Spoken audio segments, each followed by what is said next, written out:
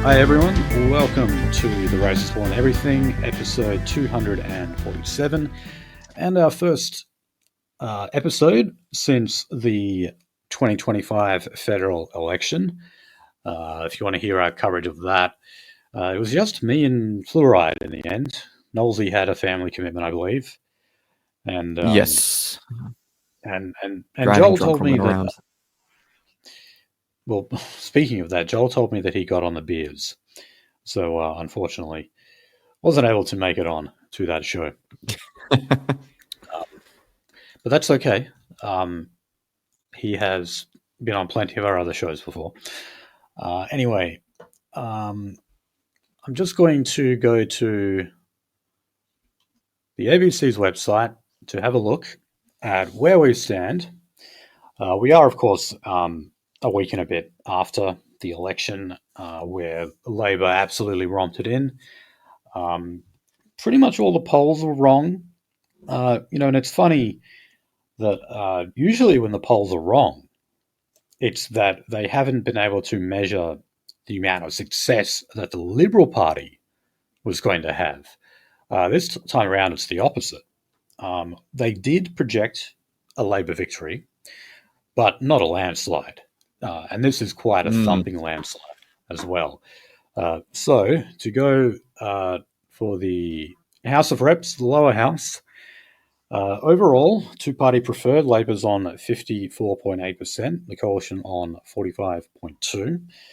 But what really matters is how does this translate into seats in the lower house? Well, the ALP are on 93, the Coalition on 41. So Labor have more than double the amount of the Coalition. And I think this is the first time that has ever happened for the Labor Party. Since the creation in the 40s, I think, or was it 30s or 40s or something, or since the 30s or 40s. Yeah, I'm pretty sure the Conservative side of politics have been elected with seats of that magnitude, but not Labor. It should be pointed out, a lot of people don't know that Labor, for the vast majority of its existence, has sat in opposition. Historically, the Conservative side of politics is the more successful side in Australia. Certainly not this time around, though. So look, there was also one Green seat, and we will delightfully discuss that soon. And then the others, 11. So the Teals, Andrew Wilkie, Katter, and Centre Alliance. But we'll discuss the Teals anyway a bit, not so much the others. Okay, so look, what we're going to do today is just... It was an independent wipe. Hey? It was an independent wipe. I mean, which independent parties even have fucking candidates in right now? So we got just, what was it, Pocock, Australia Voice, and Tammy Tyrrell for Tasmania? Yeah, well, I mean, Pocock is still a Teal. What was the other one you said? Tammy Tyrrell for Tasmania. That's independent something going on there. She's a genuine independent, I think, but you said another one. Yeah. Australia's Voice. Yeah, well, that's a party. Fatima Payman. That's Fatima Payman, yes, isn't it? Yeah. That's actually a party. Really, that's what that is. I remember on one of our recent episodes, we actually profiled one of their candidates, which was this woman, this Aboriginal woman, who said she wanted to study law because so many of her relatives were in jail. Yeah. Well, you need some inspiration. Brutal admission. It doesn't matter how it comes. So let me just, it annoys me how, like, whenever you go to these websites, they never give you the Senate. So let's have a look at the Senate results. So, just going by the amount of seats, Labor are on 28. So they had 12 senators that were continuing. So remember, when we have the election for the Senate, it's only a half Senate because terms run for 6 years in the upper house. And they won 14. And 2 are likely. So Senate always takes a little longer to be finalised, mainly because of how difficult it is to sort out the preferences. Sure, we all saw. If you vote below the line in the Senate, it is just, it's like text from the Bible. It is enormous. Yeah.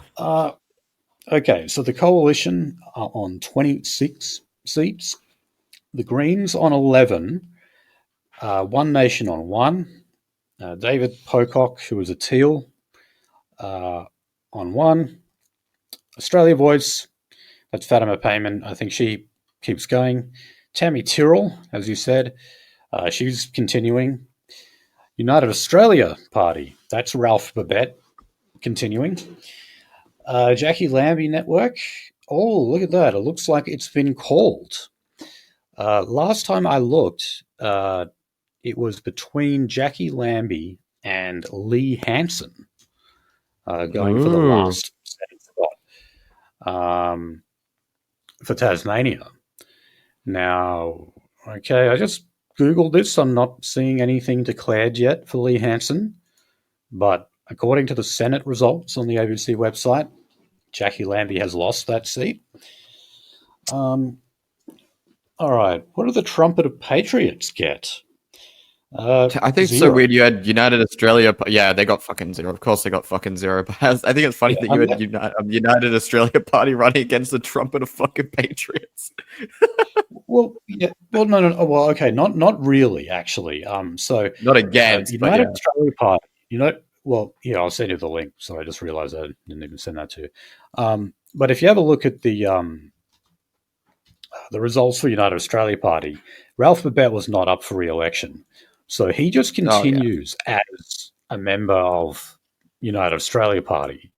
However, that does make sense to me because wasn't it ruled by the High Court that the United Australia Party no longer exists because it wasn't re-registered? So if you take that into account, I guess you could say that the Trumpeter Patriots do have one senator. However, they did not pick anything up in either house in this election. All right, and that's really about it. He's going to continue doing this shit. So this is the last time we get to hear from Anthony Green as well. He's that was the last election he was ever going to do. All right, so look, we'll just go through a few of the seats and stuff. So Labor did claim victory in Bullwinkle. This was a per seat that was very close. It looked like the Liberals might have scraped it in, but no, Labor got it in the end. The Liberals did get the seat of Bradfield. That was another very close one. Fremantle, again, here in Perth. This is a federal seat and a state seat.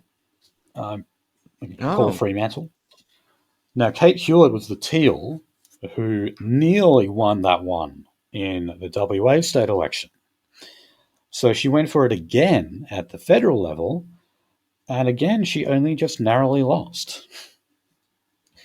So even though Climate 200 have thrown a shitload of money at her in both those campaigns, she just missed out in both.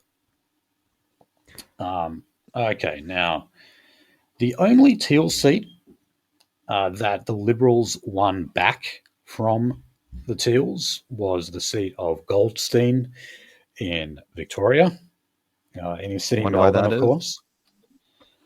And that was won by Tim Wilson. So he was the former member for Goldstein. He lost to Zoe Daniel, who's a Teal candidate and former ABC journalist. And so he ran again in 2025. So he was definitely a darling of the Jews. He was the one who demanded increased security grants to deal with the rise of Yep, free anti-Semitism money. before it was even cool to talk about. He started. He was asking for that money well before uh, October 7th. Well, obviously, he wasn't even in the parliament back then. So during his first term, whenever a new ECAJ report would come up detailing acts of anti-Semitism, Jim Wilson was right there with his hand out saying, "We need more security money." So I was wrong, of course, to predict that. Look, I basically thought that the Libs were going to win all of these seats back, all of the teal seats. In the end, they only won one. However, it's not surprising that the one seat they did get back was Goldstein. As the name suggests, yes, very suggestively, we know the type of people who make up that electorate. But more than that, Tim Wilson was just such a darling for the Jews. He's always been there for them. And, before he entered Parliament, he actually worked for the Institute for Public Affairs, which was Oh basically boy. like this Friedmanite libertarian think tank. The Institute for They actually Rabbinical do good Affairs. stuff on energy. Like when it comes to debunking the myths on nuclear power, for example, IPA are actually pretty good. But then on the other hand, they say that uh, continuous immigration is vital to a thriving economy. They'll say stuff like I that wonder where too. their money is invested. Right. Yeah. Um, but yeah, as to why the Libs didn't scrape it over the line in those other seats, I would still say that if you were to poll Jewish voters in those seats, in Warringah, in Wentworth, etc., I reckon they still overwhelmingly voted for the coalition. There's no way of Oh really yeah. knowing that. That data does not exist, but I mean, I'm sure it's true. Absolutely sure it's true. Like the illegal flyers that they were distributing in Wentworth, 47,000 of them, and apparently the AUC knew he was doing it, had contacted who was doing it, but wouldn't name them, and therefore did not refer them to police. Funny that. Hmm. Then on the other hand, you had Joel and the other guy hanging out like those comedy flyers that were meant to look like they were from the Liberal Party. Uh, and the AUC referred that to police. Yes, and now he's being investigated for a early aughts law basically designed to stop religious violence in Melbourne,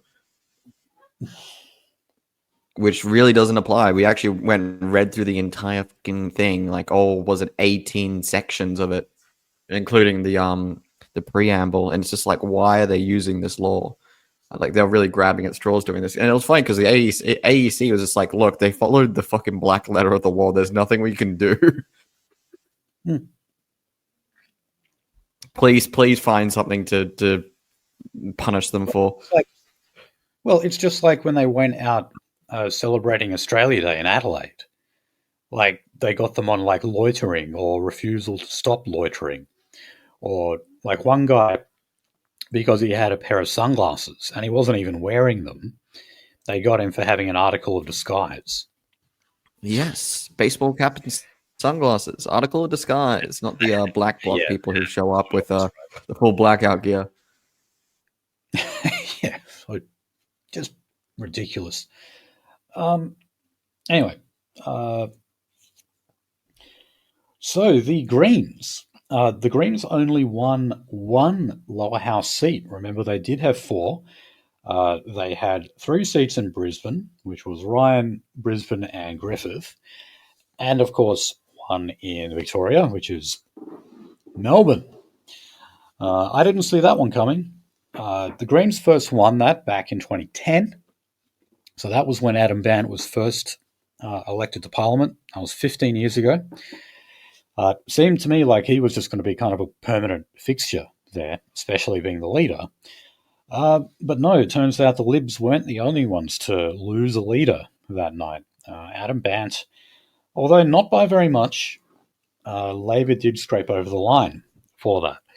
So that means Damn. the only Greens MP for the lower house is in the seat of Ryan, which is inner city Brisbane, and that's held by Elizabeth Watson Brown.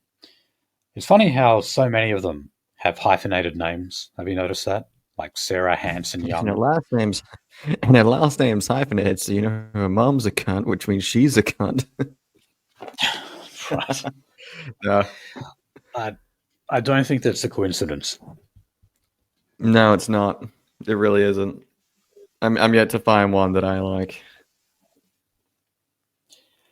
Yeah, so look, for me, the best thing that happened in that election was the fact that we get to see the back of Adam Bandt. Um, and I saw David Shoebridge, who's a senator for the Greens, being interviewed about this, and the Sky News guy was saying things like, "Oh, do you think like backing the Palestinian cause did you any damage?" It was like, "Well, no. In fact, that like secured the Muslim vote essentially for them." Um, I mean, a lot of the Muslims did abandon Labor for the Greens this time, but the Greens didn't have the vote, so those votes just on the basis of preferences just flowed back to Labor anyway. So it didn't really matter. Yeah. Um, One thing I did notice though about the Greens was when it came to the actual campaign, when that was called, the election day was called, uh, the Greens did start to focus a lot more on economic issues rather than social and environmental issues, which they usually champion. This time around, I noticed that they were all about free dental and rent freezes uh, To because be fair, they they know, yeah. yeah. To be fair, I think their strategy was specifically put together to push out the Socialist Alliance people. Look, I think so, but also the fact that far and away the biggest issue in this election was cost of living. Uh, Yes. Oh yeah. that cut across demographics, um, across party lines, across age groups. It was just like every single type of Australian named that as the number one issue. So the Greens said, well, okay, what are our policies to tackle that? And it's, well, give people free dental care and rent freezes, which of course would make the problem even worse. Um, and at the end of the day, I think all of this came down to who was most trusted on relieving cost of living pressures in Australia. Now, you can argue that the public made a silly choice by going with Labor on that, and I would agree. However, I would also say that basically no other party articulated a message that would really translate into relief when it comes to the cost of living. And that was the What message will problem. resonate with voters? Let's crash Look, this housing market with no survivors. I remember we went through a poll. I think this was our last episode before the election that showed that Labor and Anthony Albanese were more trusted on easing cost of living pressures than the coalition. And that is ultimately what lost it for the coalition. I also made the point that I thought that people didn't really trust the Libs on workers' rights, on industrial relations. And when people are doing it tough, especially those on low wages, you don't want to be seen as the party that's a bully to little people, and that's what the Libs ended up looking like, you know. Oh, you bet. Uh, and remember, their tax plan actually meant higher prices than Labor. Uh, Labor said, "Look, we're going to do a tax cut, but we're going to do it for very low income earners, and they're going to do it in stages as well. You actually don't get the first cut until July this year, and then there's a second cut next year. But the Libs just said, no, we're going to scrap that all together. And you know what? We're not going to do a tax break because we need an extra $21 billion for defense. Not a message that people liked. Okay? No. Like, where did defense lie? When it came to people's priorities, it was cost of living, and God knows where defense was down the bottom of that list. It was very, very far down. Now, if national security is an issue, like it was back in 2001, then maybe that can be a vote buyer. But right now, no. If you've got recruitment problems, because even in the worst of situations, people won't even join the Australian Defence Force as like a social program, because that's what peacetime military is. It's a social program. It's a work furlough program, functionally. If you can't get people to join for that case, do you think the general public give a shit about spending more money on defense? Or do you think they give a shit about, say, affording a house? Right. And also, remember, that's what Donald Trump was telling us to do. So that was just another reason to say, yes, well, look, Dutton is like Donald Trump, and he's just doing what Donald Trump wants. And then later on, of course, we get that footage where Donald Trump says that he doesn't even know who Peter Dutton is. Did you see that? God, no, I did not see that. That's brutal. He goes, I have no idea who the other guy was running. He was lying, of course. He definitely knew who was running. I mean, Trump said that he had no idea who David Duke was back when David Duke endorsed him. Of course he fucking knew who David Duke was. He's full of shit. David Dukey. But yeah, no. So I'll give it to him. That was a bit fucking funny. I guess. But so yeah, at the end of the day, people thought Labor was actually the better option, even though they're the ones who have brought in record amounts of people that essentially caused the housing price crisis and inflation generally. Even though they're the ones who have been investing trillions, yes, trillions of dollars, if you add it up over the years, in green energy that have pushed our prices up.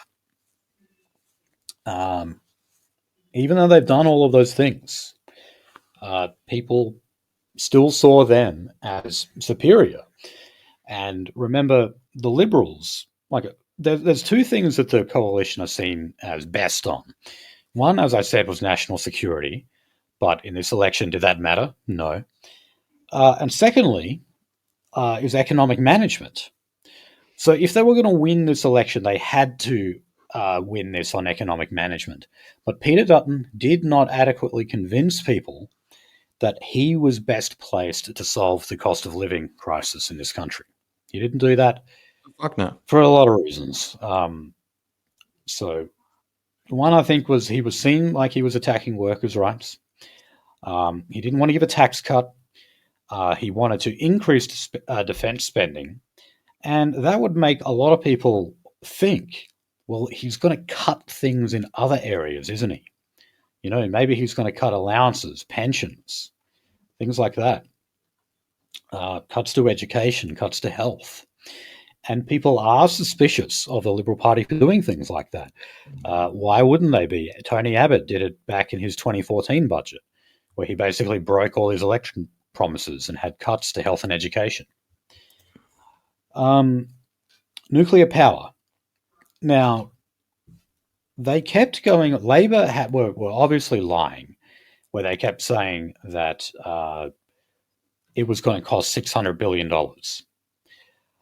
But that message, I thought, was powerful not because people oppose nuclear power. We've gone through polls before showing that Australians generally are much more favourable towards nuclear power now. But I think people believed, or sort of believed, that it could cost hundreds of billions of dollars, and therefore he would have to cut other parts of the budget to make it affordable. And that's what they said. Remember, they kept saying, what would he cut to fund his $600 billion nuclear power program? I just remember the ads No, harping on about like they're saying like, oh look, he's cutting these he's basically looking to trash these new input bills and or regulations that secure penalty rates for workers, and like literally saying like, oh yes, I'll cut migration by 25%, which is not going to be functionally enough at all, just by the numbers. But he could yeah, tell no, us like how. yeah, it was like it was gonna like basically it looked like he was gonna fuck you on both sides. It looked like he was gonna take your paycheck and make everything more expensive. Like that's what it read. Yes. Yeah. It seemed like he was going to go after low income earners. He wasn't going to give you a tax break. He was going to take away your work from home rights, or at least wanted to. And then he was going to cut other parts of the budget that average people rely on to fund all this other stuff like nuclear power and defense. The Liberals were not able to counter any of that. I mean, every now and then when they were asked about nuclear power, they would talk about how, it's not going to be $600 billion. But I didn't see any of that in their ads. They did not Yeah. counter that enough. They didn't come out with their own figures saying, hey, actually, you know what? Look at this other story. This other study from Deloitte or whoever who has Oh uh, yeah, no, I literally calculated the heard it numbers here. once or twice.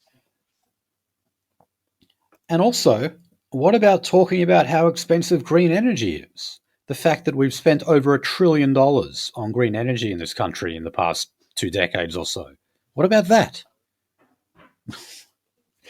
So there were so many things the coalition could have done. I'm saying all of this like I wanted the coalition to win. Um, I don't really care. I mean, I did want to see nuclear power starting. That to me, that was actually the best thing about the Liberals' campaign. The fact that they actually finally uh, supported the National Party and made it coalition policy. And they could have sold that message so much better than what they did. I mean, and to be fair, I said this on the live streams like immediately after the election. I was just like, well, now is an opportunity. Now is a slip in power, basically. So if you I don't know if you're a more radical person on the right wing of Australian politics, now's your chance. I'm actually kind of happy. Be some insane stuff going on. There is, yeah. Now, look, in terms of why the Greens got wiped out, I must point out, though, not in the Senate, but they were wiped out in the lower house. They lost three-quarters of their seats, in fact.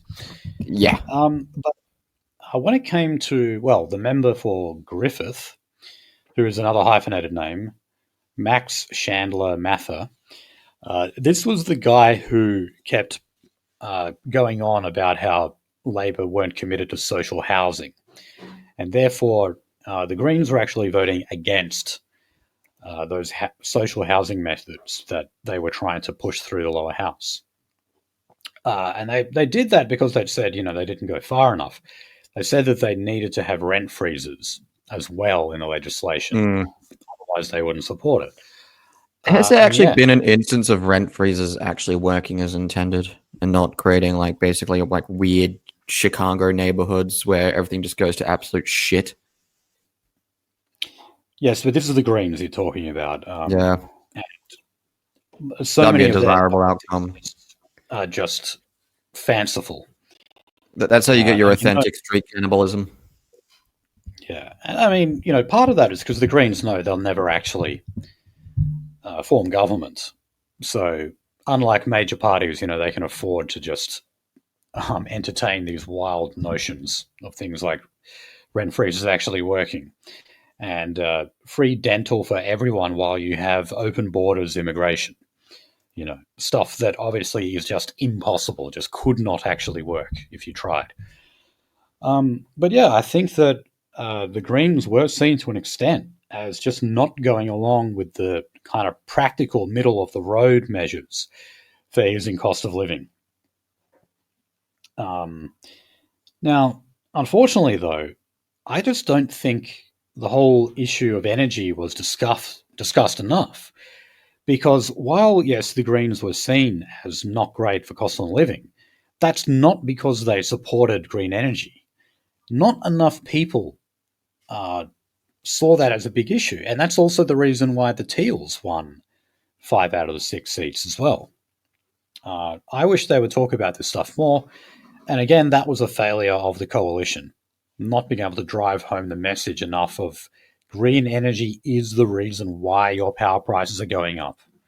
They needed to make that crystal clear, and they didn't. And, maybe they would have if they abandoned the ridiculous net zero by 2050 target. Because while they supported that, their hands are sort of tied because they can't. They can spruik nuclear power, but at the same time, they still have to spruik renewable energy because it's still a policy of theirs. They still need it as part of the energy mix to be able to meet those 2050 targets. So why not do what Canavan says and just fucking scrap it altogether? I was going to say, if there was realpolitik actually going on and not some kind of like adult puppet show that we live in a day-to-day basis, the net zero by 2025 or 2050, sorry, 2025, some of them advocate for that. Some advocate for a total reset. The Greens, not far off the mark, some of the Greens advocated for 2030.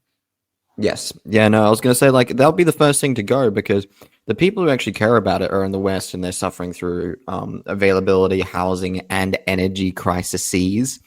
And the rest of the world doesn't really give a shit as long as, the West is serving up Buffalo Wild Wings and, free access to hospitals and infrastructure. Like that's what the rest of the world cares about. The pound of flesh it can take from us. That has nothing to do if we're supporting green energy policies or not. Yeah, and I guess also they'll couch it that way. They'll couch it that way, like the Solomon Archipelagos, islands of the Solomon Archipelago. But like, it's not. That's not. We both covered how really that's not the case. Yeah, and I think another reason is that just the fact that prices are just going up across the board. It's not just power prices; it's literally everything. So when people make that decision, they're like, oh, nothing wrong with more green energy because my prices are just going to go up anyway. Everything's going up. So yeah, that message just was not understood. Now, Christine Milne, who was the leader of the Greens back in 2012, I believe, she was saying that the Greens need to get back to selling environmental policies. Now, of course, they still brought all of that with them. But yeah, they didn't talk about it much. Like I said, it tended to be those economic issues like free dental. When I was handed, like when the Greens woman handed me the how to vote card, she said to me, vote for free dental. That was it. That was her selling pitch to me. Nothing about emissions trading schemes or lower emissions or protecting native forests or anything. It was about free dental. Fucked in the ass. Yeah. So they campaigned on the cost of living relief, but no one believed them. And unfortunately, most people actually thought that the party with the best plan in that respect was Labor. And that's why they've won 93 seats. So, of course, Peter Dutton lost his seat. I remember this was a wow moment when Fluoride and I were covering this because Peter Dutton conceded his own seat of Dixon in his speech. Yeah, that was. I was like, wait a minute. I was like, hold, did he just say Dixon? That's his seat. I was like, and then I madly like F5 the other page, and I was like, yep, he's lost that to Ali France, to an amputee. So worth pointing out, though, that Dixon is a marginal seat, and it has been a marginal seat the entire 24 years that Dutton has held it. And I can't remember which year it was, but there was actually one election where Dutton only won it by 200 votes. And that is absolute skin of your teeth. So yeah, it had always been marginal, but it's very unusual to have the leader of your party in such a marginal seat. Dutton was just kind of lucky that he was able to stick around for all that time. And then, yeah, when it came to his most important election ever in his career, he lost it. So, Damn. yeah, bitter pill. Oh well. So, look, as I said, he lost it to Ali France. She is a disability advocate. She's a disability advocate because she was actually pinned to her car in a parking lot, like when some other car drove into her. And she had her left leg amputated above the knee. And that's, yeah, basically how she became a disability advocate. So she's big on stuff like the NDIS, as you'd Yeah. imagine. And missed her opportunity to run a pirate-themed campaign, but okay. I guess so, yeah. She does have. She Yo has one of ho. those robotic You'll looking be voting legs. for me. She also had like another tragedy. Her son died of leukemia, I believe it was. Oh And shit. Dutton mentioned that in his speech as well. Oh yeah, Ali France is a para athlete, Para meaning athlete. that she does something in athletics. I don't know, running or something. Um, even though she is disabled, I know very little about that Here's a stuff. quick question. If so the Paralympics, right? What if you participate in an athletic venue that was completely and utterly 180 degrees unrelated to your disability? Like, are you allowed to do that at that point? Because I know like runners have to have like missing limbs or something like that. Is there I, like, should there be categories like, that can 500-meter Down syndrome sprint or something?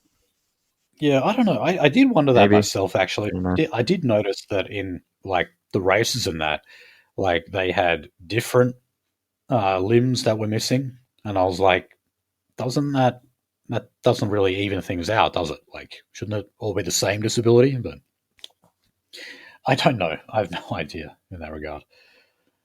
Um, okay, so Right. let's go through some reasons why, some other reasons why uh, the coalition lost here. Um, One is an increased amount of renters. Renters historically vote for the Labor Party because, they're economically more of a marginal group, I guess you could say. Um, they're lower income earners. So those types of, working class people, many of them blue collar, uh, yeah, they see the Liberals as like bullies who want to push around the little guy. So if you've got more people that are renters now, and what a surprise that is, then more people are going to vote Labor. Um, Yep. people people appreciated things like the power rebate that you'd get, the little bit of free money that Labor would hand over to you. People just don't associate that with the Liberal Party, even though they're the ones It's who gave it's you all it's your the best. COVID money. Literally, it's the best kind of fucking political advertisement you can do is when you get your fucking, I guess, synergy, because that's all we have over here in WA. You get your synergy bill, and it's not like fucking $400 to $500. Yes. Yeah, so people appreciated that, even though Labor was pushing up their prices artificially because of the green energy subsidies. But anyway, like I said before, that's a message that did not quite get to the average voter, I don't think. Um, Another I'm not reason even is joking. that, Still nominally living by myself. My last bill was nearly $400. When I remember living by myself, coming up to, yeah, I guess nearly a decade ago, that same bill would have been um, $90, $100, probably closer to 90. yeah, A good chunk of my bill was just the supply charge. That was it. um, So when they broke this down, this was an analysis done in the ABC when they broke it down into different demographic groups. Like I said, one of them was renters. Another one was simply age groups. Uh, Liberals tended to do better among older people. I've said before that Gen Z, particularly female Gen Z, are much more left wing than millennials were back when they were the same age, and much more left wing than X's were at the same age as well. People go on about how the Liberal Party apparently have a woman problem. I don't think that was anything to do with Peter Dutton or the lack of women in the shadow ministry. It was simply the fact that women, for Gen Z and Gen Alpha, tend to just be a lot more left wing because that's the cool thing. And women are conformists, especially when it comes to politics. So, Oh my god, I remember it was just like I remember it was one of those like MRA podcast dudes, and he said like it's like, oh, you know, like he like breaks it out. He says like, oh, women on average they get their opinions from wider society. Like it's about like a democratic way of hands as to what their opinions really are. And then literally the fucking woman replies to him, now who said that? He's like, look, you can't even come back at me without fucking asking for approval. Right. Now, here's one. This is the one I think I find the most interesting. And that is that historically, of course, not a surprise that low income earners tend to vote Labor, high income earners tend to vote Coalition. Well, in this election, you had more low income earners because of the divide that we have now between the generations. Rich boomers with 3 properties each, and then other people still renting, living in share houses and whatnot, and their wages are never going up. So you had more people on a lower wage voting Labor. However, you had also a higher percentage of those earning good wages, so above average wages. There's an increased proportion of them who are voting Labor as well. Now, if you just look at all those trends I mentioned, this has been going on in America for about 2 decades. And I've said before that the rise of the teals was sort of the Americanization of the Australian electorate. Yeah.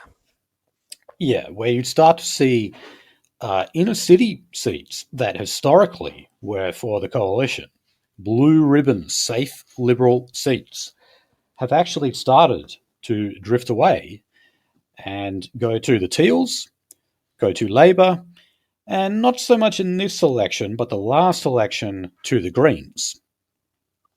So, in other words, the coalition is actually bleeding votes from everywhere. And yeah, we look a lot like America in that regard. I was going to say, I think that we will see, if not actually relatively quite soon, I think we will actually live to see the end of the Liberal Party in this country. Maybe. The Liberal Party is actually not that old. It started in the 50s, I believe, under Robert Menzies, or maybe the late 40s. We had conservative parties before then, but they tend to be pretty short-lived. There was actually the United Australia Party before Palmer. Yes. There was the Nationalist Party. And then, of course, you had like the precursors, which were like the protectionist and the free trade parties. I think you had the fun ones, you had the cool ones. You had the one that made a what was it called again? Fucking Native American thing. Big stick with faces on it. I got it. People know what I'm talking about. They're the one that made the one party over here that made an effigy of Hitler. God. Yeah, but look, what you said before about 1944. Sort of creating a vacuum now. In that, I don't know if the Liberal Party will die, but it certainly is in a much weaker position, and that tends to be happening across the country. I mean, Labor got another landslide victory here in WA back in March. So And I don't know if Basil Zemplis is going to be their Lord and Savior and resurrect them. Probably not. No, so there's going to be a hunger out there for something just completely different. A dissident right, if you will. A nationalist right. A right that elevates culture above economics. Unlike the Liberal Party, unlike the National Party. Now, in terms of It's all doing their own economics. autopsy, Finian. You can just so buy your way Jacinta to a better Price, society. Jacinta Price, who no doubt wants a leadership position, perhaps to even be prime minister of this country. We'll get to that later. But she wrote a opinion piece in the Australian, and she was saying that they lost because they didn't articulate the fundamental liberal values. So things like individual responsibility and personal freedom. I don't agree. No, Yeah, no. I think I that don't would have think so pissed at all. people off even more. Yeah, when people are hurting like that, people actually want to know what the government is going to do about it, and that can be through the form of a tax cut, but those tax cuts have to be for low-income earners. Instead, you're like, "No, those tax cuts that Labor are doing, we're just going to scrap them." You So have to no, I remember don't think. there is a barrier to entry for tax, right? I mean, even when you're earning a decent amount of money, it's still you don't see your tax money until you're earning actually decently until you're earning big boy adult money. Yeah. Now, the flip side, though, if you ask another Aboriginal Liberal, Ken Wyatt, he'll tell you that the Liberals ran too much of a right wing campaign. Uh, he actually No, singled out uh, the culture wars, saying that the Liberal Party was talking down to disadvantaged people. No, I don't think so. They may have looked like bullies to disadvantaged people, but only in the economic sense, people earning low incomes. I don't think that was the case at all for things like Welcome to Country, because that was something that he pointed out. no. Of course, they started talking about the neo Nazis at the dawn service, booing that. He seems to be suggesting that Peter Dutton lost votes on that. No way. If anything, that would have won him a few votes. The other thing is, people. Why did he even say that? Because literally, his immediate reaction was to go and condemn everything and say that it's an important part of our country. Like, he literally did the exact opposite of what Wyatt is saying he did. Yeah. So no, I mean the coalition lost. Like I said, because they did not effectively argue a case for fighting the cost of living. And another way they could have done that was to actually have a solid, meaningful immigration policy where real cuts to net migration could be realised. But again, no one believed Dutton, and nor should they. He just wanted to, just like Labor, just tinker around with the Student 500 visa a bit, while at the same time handing out extra agriculture visas. Well, how Oh is that going yes, to result in a net increase? A net decrease. And remember, I they can't said that remember. they Sorry, I wanted can't remember if it was the live 100,000 stream or people not. less. Oh yeah, that was How bullshit. That was fucking how weak are you going to numbers. cut it Like, by 100,000 people when you're creating a new worker visa? yeah, I was gonna say I can't remember if I covered this in the live stream or not, but that one thing of being like, "Oh God, they're doing all these deportations," is like, well, come on, guys, go pick your berries for no money a day. Go do ag labor. Go do ag labor. And I just remember applying under it. I need my brown slaves. I can't pay people a decent wage to actually do labor. I can't fairly pay people. I need to import brown people so I can exploit them. Yeah. You But look, I submitted mean, your entire way of life is literally based on a fucking pyramid Ponzi, you fucking shit. yeah. Uh, Now, I mean, when it comes to cost of living, the issue specifically most talking about is housing, of course. And neither side actually said that housing prices needed to fall. They simply just said that the rise needed to be slower. That's all. Ugh. Not a big surprise when you're talking about two boomer property investors. But more to the point, it was just because of the lobby groups and the fact that homeowners are a bigger share of the voter base than home seekers. They're probably not as big as the amount of renters, but the renters, a lot of them have simply given up on the idea of owning a house one day. So therefore, they simply vote for whichever party they believe will push their rent prices down. Did they make a good choice? No, but still, that's the way they think. And as I pointed out in the data before, renters are more likely to vote Labor. So yeah, that's why they're there. But could you imagine if the Liberals went into this and they said, we're scrapping net zero 2050 because green energy policies are what push your prices up. Nuclear power does not cost $600 billion. And they actually, showed some credible data showing that that is not true. And they said, and we're going to cut net migration, by actually reducing quotas for most visa classes. And hey, we're also not going to create an agriculture visa.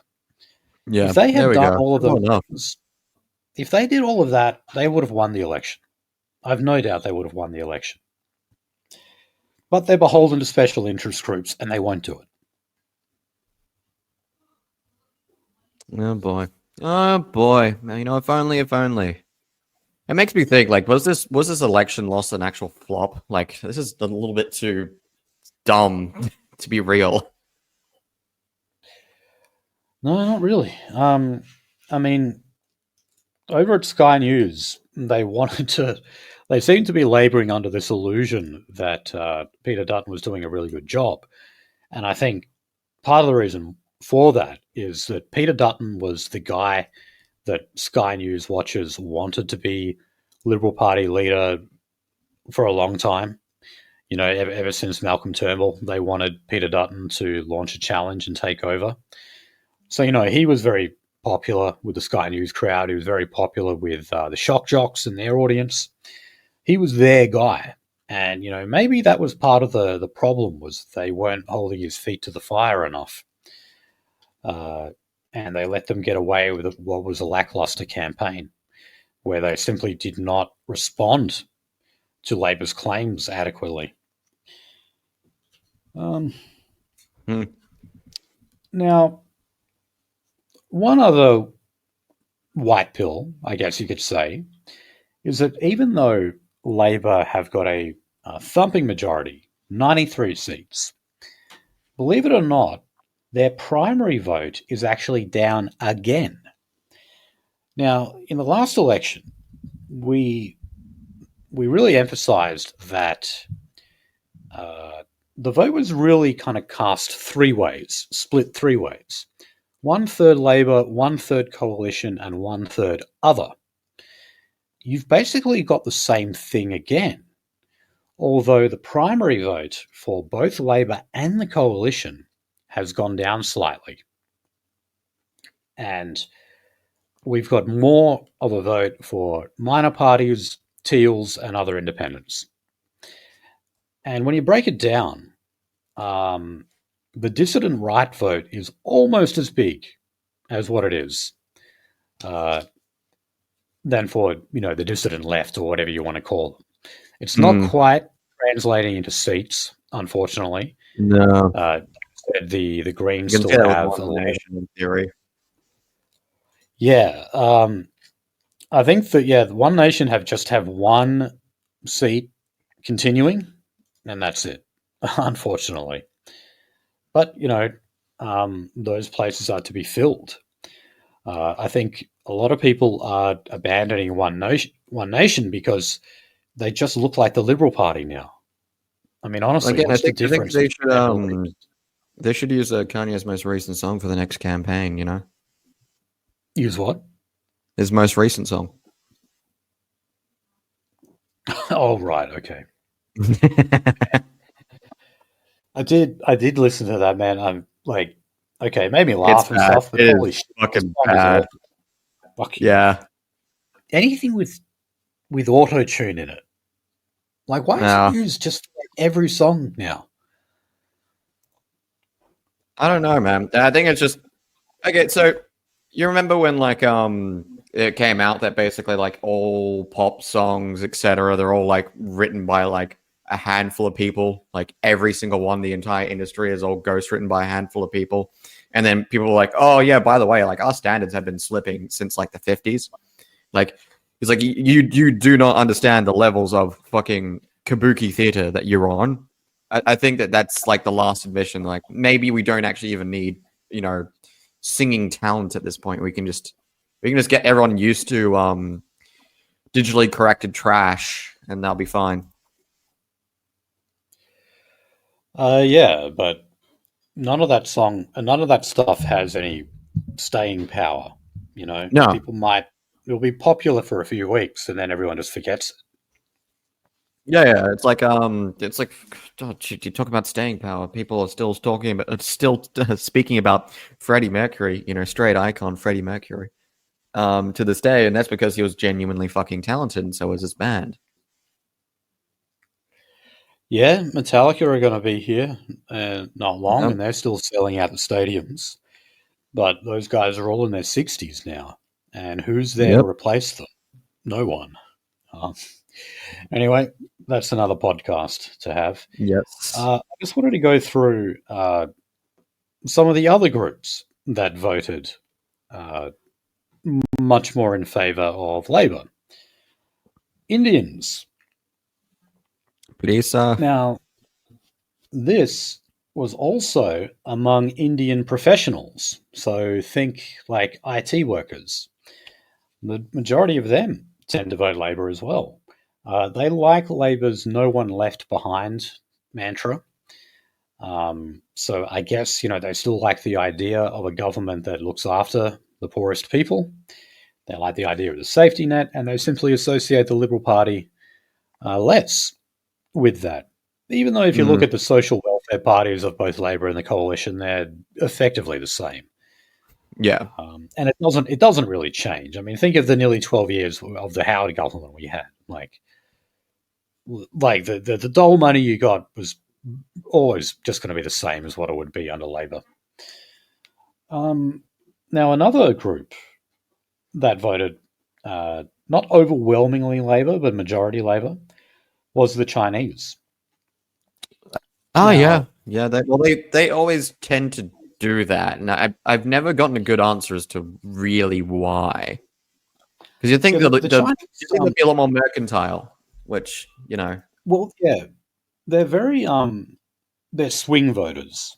They're very volatile in terms of who they vote for, as is really demonstrated in the seat of Chisholm, which is the electorate with the most amount of Chinese background voters in the country.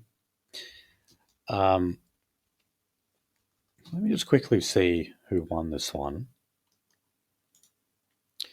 Yeah, Labor won it. So this time around, funnily enough, they didn't run Chinese candidates. Surprising, because that is no, what they used to do.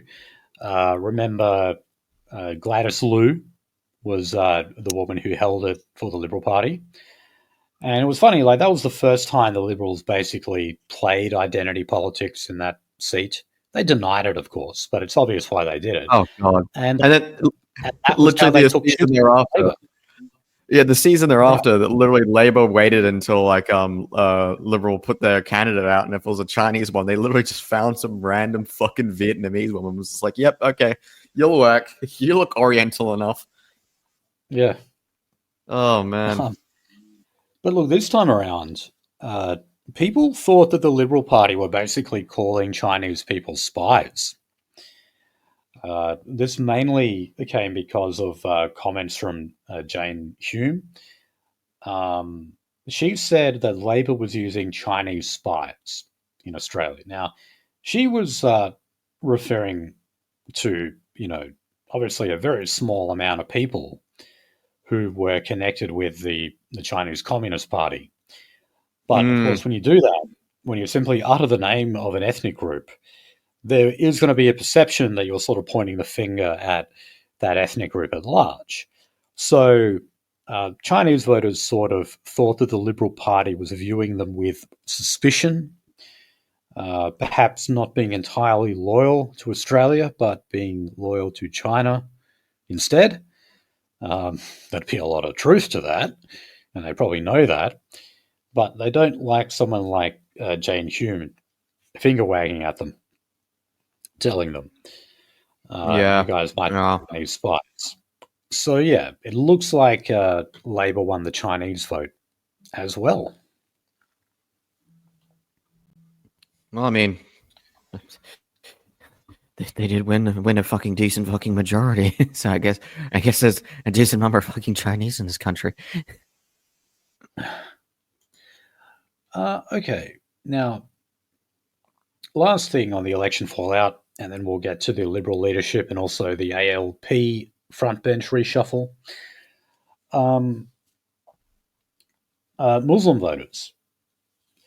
So Muslims definitely thought that they were betrayed by Labor. That did cause a lot of them to endorse Greens candidates. It also, not a surprise, caused many of them to back their own independent candidates. None of them were successful. And remember, for a while, Labor were kind of nervous that they'd be able to mount successful campaigns in Western Sydney and take out, safe seats held by people like Tony Burke and Joe Sinclair. Now, never happened in the end. Dare I say that their preferences simply flowed back to Labor in the end, even though they may not have been willing to put Labor as number one on their ballot. They certainly weren't going to put the Liberals there. So, they simply just knocked them down a bit further, but then their preference votes ended up flowing back to them anyway, so it was pretty irrelevant. Yeah. The other thing was just, they didn't have the money. A lot of these independent candidates that they were running in places like Blaxland simply just didn't have the power of the Teals to get out there and advertise and connect with enough voters. But also, in one of those seats, you're talking about Muslims making up about 30%, which is a lot. However, it's still only 30%. And people from other ethnic groups are very, very unlikely to vote for an independent Muslim candidate. Very unlikely. So, yeah. Just didn't translate into something material for them. And look, I mean, the only way that it will in the future is if their numbers continue to increase. So that, unfortunately, though, is a real possibility. So, yeah, they may not be able to work the magic right now like the Teals are. But remember, they are kind of are-selected people. They are Semites. Yeah. They are often very big families. And we're still taking in shitloads of them. One of the countries that we've really increased our migration from is Pakistan. The Muslim Indians, basically. We import shitloads of those people now. And again, they tend to move to like the western suburbs. Now there's apparently some kind of slow boiling war over there. I don't imagine that either country is going to be grabbing up all the people that are going to want to migrate to literally the other parts of the world. Wasn't like fucking was it India or India can give? Well, I know we're talking about Pakistan, but it's functionally a difference. India can give like 20 million Indians to every country in the world and still have like a little shy of 1 billion left over or something. Yeah, I mean, what's the population of Australia compared to India. It's a fraction of it. We're what, 27 million? They're 1.4 billion. It's just, yeah, drop in the ocean. 53.6 times larger than Australia's population. Shit. Yeah, there you go. Yeah, one of the fun facts I learned about Pakistan the other day is that apparently smoking ground up scorpion is a thing there. Yes. So they get high from the venom, but they smoke it in like a crack pipe. Wow, they must have been We out whoever here smoking that discovered dung that. beetle. They must have been really desperate to get high if they figured that out. I mean, to be fair, if you Okay. live around a whole bunch of scorpions, someone sooner or later is going to think, if I crush that up and dry it out and smoke it, something's going to happen.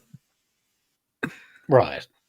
Now, look, let's just talk about the Liberal leadership now. It's not in the prep because this all happened while I was at work, so I'm just going to go off the cuff here. Yeah. But anyway, we know that Sussan Ley won.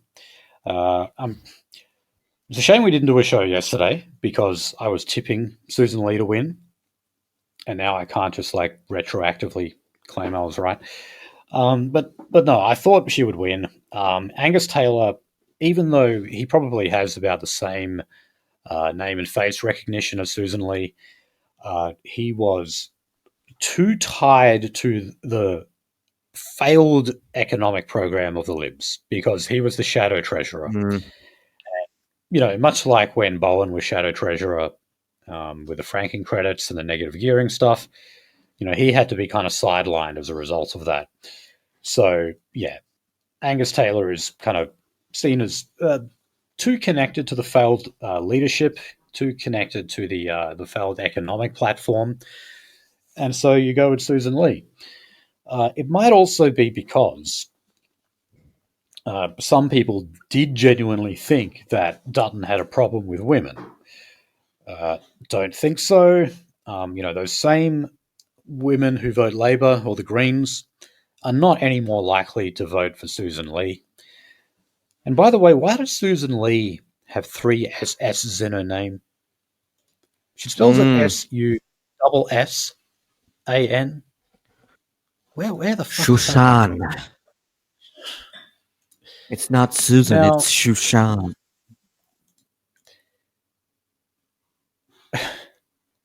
so anyway, if you want to know a thing or two about her, about this new leader of the opposition, she's 63, which actually makes her older than Albo, I believe.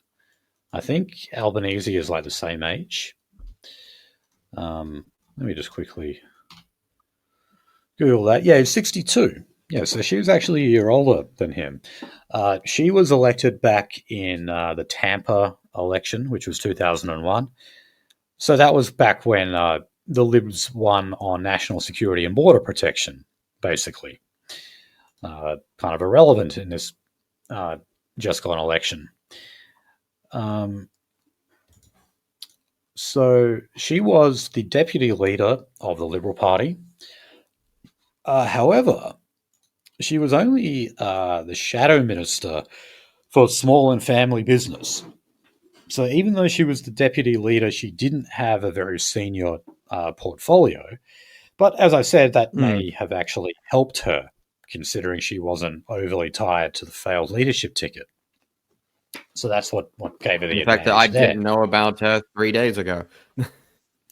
And a lot of people, have been saying that. But to be fair, a lot of people had not have heard of Angus Taylor either. I made this point on election night, actually. I was like, no one else in the Liberal Party has really fought to make a name for themselves.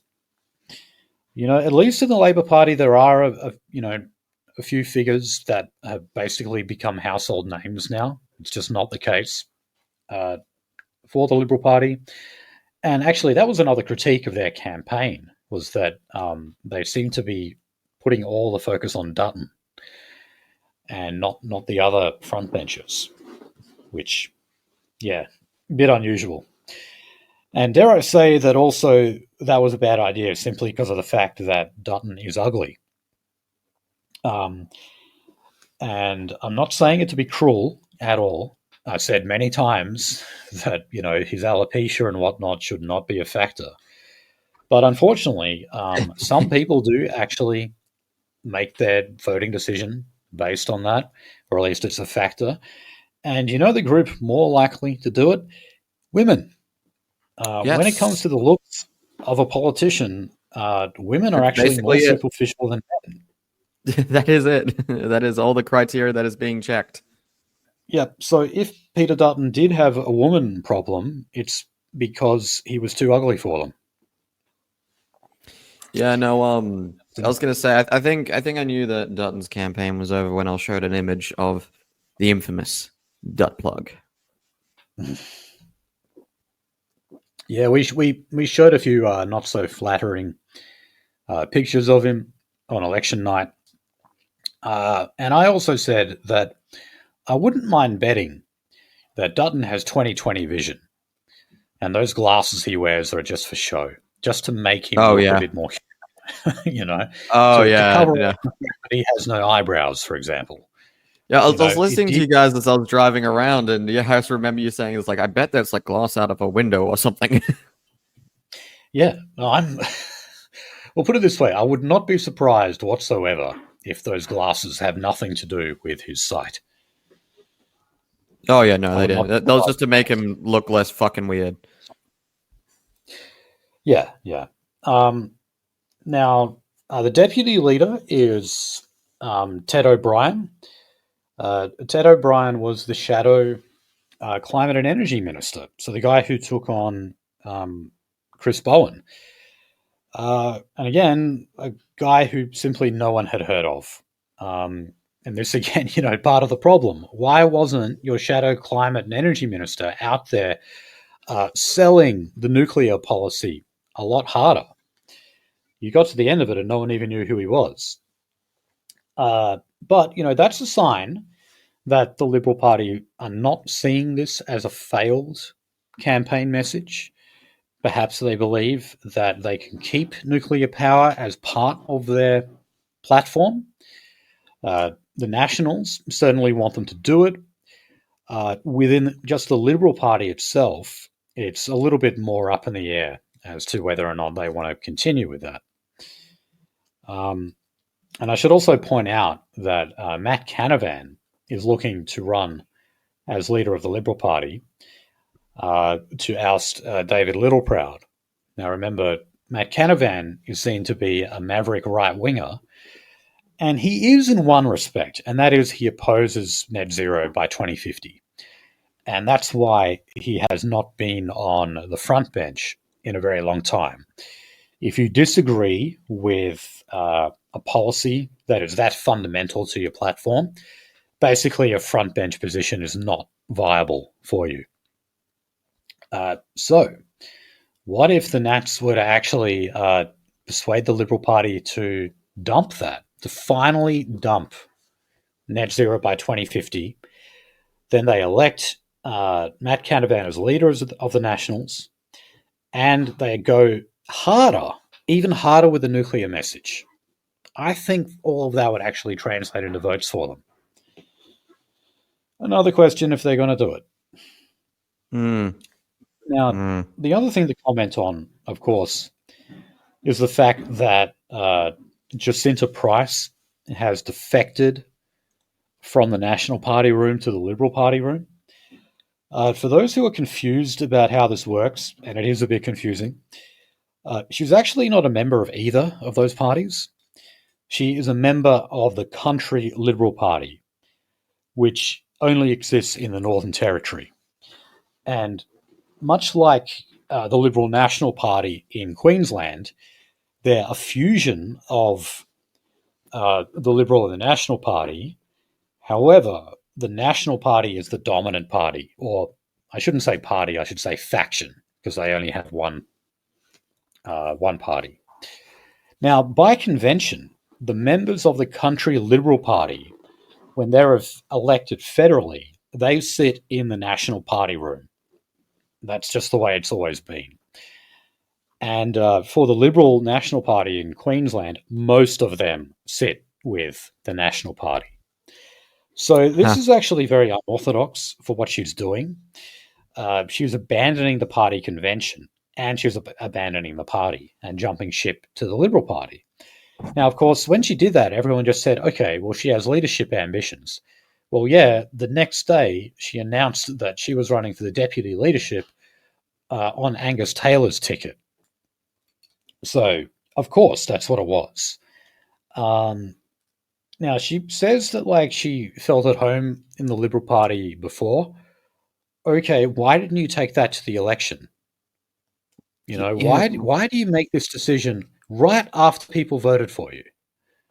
Um, she was criticised by Matt Canavan and other members of the National Party for that, and I think rightly so. That is basically lying to the electorate, you know, saying, hey, I'm going to run here for the Nationals, but you're going to get the Liberals in the end. So Jesus. it's a bit different to, say, doing it down the track later on, closer to an election. Also, when people have a better idea of why you differ with that other party, say, like Lydia Thorpe differing with the Greens on Aboriginal policy. But that's not what happened here. This was literally days after the election result, and she jumps ship. Now, Andrew Bolt said that this was a bad move, and he advised the Liberal Party not to elect her. So it looks like his advice may have been heeded. But she's inexperienced. Uh, Now, a lot of people don't know this, but Dutton actually had a policy of he would not have anyone who was in their first term of parliament promoted to the front bench.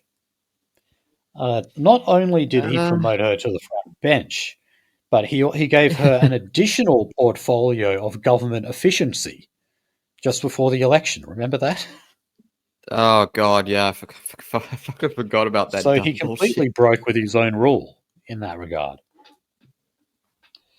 Did you really see Um, those titles in American press and think, oh yeah, that's a good idea? yeah. Let's So completely piss off then, the public servants over here. after only serving one term in Parliament, she jumps ship to the Liberals and announces that she was going for the deputy leadership. Now, she wouldn't have done this if she didn't think she had a chance. And the reason why she did have a chance is because the Liberal Party plays identity politics just as much as the Labor Party do. Why was she their star recruit for the No campaign? Why was she wheeled out along with Warren Mundine, another Aboriginal? Why was it that they were the ones wheeled out for all of that? Why did they take centre stage? Obviously, because she is Aboriginal. Why do people fawn over her all the time on Sky News? Again, because she's Aboriginal. And I think the Liberals are just so amazed that they've actually got this Aboriginal woman or half-caste Aboriginal woman who can actually string a sentence together. Because up until now, we've Amazing. had people like Linda Burney and Ken Wyatt. And especially in the case of Linda Burney, you know, she can't say anything that isn't on a bloody auto cue. She couldn't do anything off the cuff. And, you know, Yeah. I think that's actually the reason why she retired. Um, Basically, she did not have the cognitive ability to be a minister, and she fucking knew it. She was smart enough to figure that part of it out. It'd be funny if we saw it though. Yeah. But I mean, no other member of the Liberal Party has been able to shoot to prominence at that speed as Jacinta Price. You know, not even like Peter Costello, who was considered like as a young gun who was like seen as a future leader. Even he was not elevated as quickly as she was. And it's bloody obvious it's because she's Aboriginal. Okay. Did you have anything on the Somehow, I was just Libs gonna in say the somehow leadership? the identity politics, or like fucking my favorite brown peopleisms of like the Liberal Party is somehow gayer than the Labour Party. Like Yeah. less genuine too. I actually think they love getting fucked in the ass by black dudes. The Liberal Party were telling you during the No campaign, say no to identity politics because this Aboriginal woman tells you to. You know? And this Aboriginal man, Warren Mundine. Yeah, yeah. Okay. And remember, a good section of those were only saying no because they actually wanted something much more subversive, radical, and blood libelous. Right. Okay. So let's talk about the Labor front bench now. So we don't have the reshuffle as of yet, but what we do know is that two front benchers have been axed. And we're told that this is all the result of the Victorian right factional leader, Richard Marles, who's also the Deputy Prime Minister and Defence Minister. We're told it was him wielding the factional axe. So, is that actually what's gone on here? Well, at the end of the day, it was his decision to make. But we need to actually ask why he made this decision.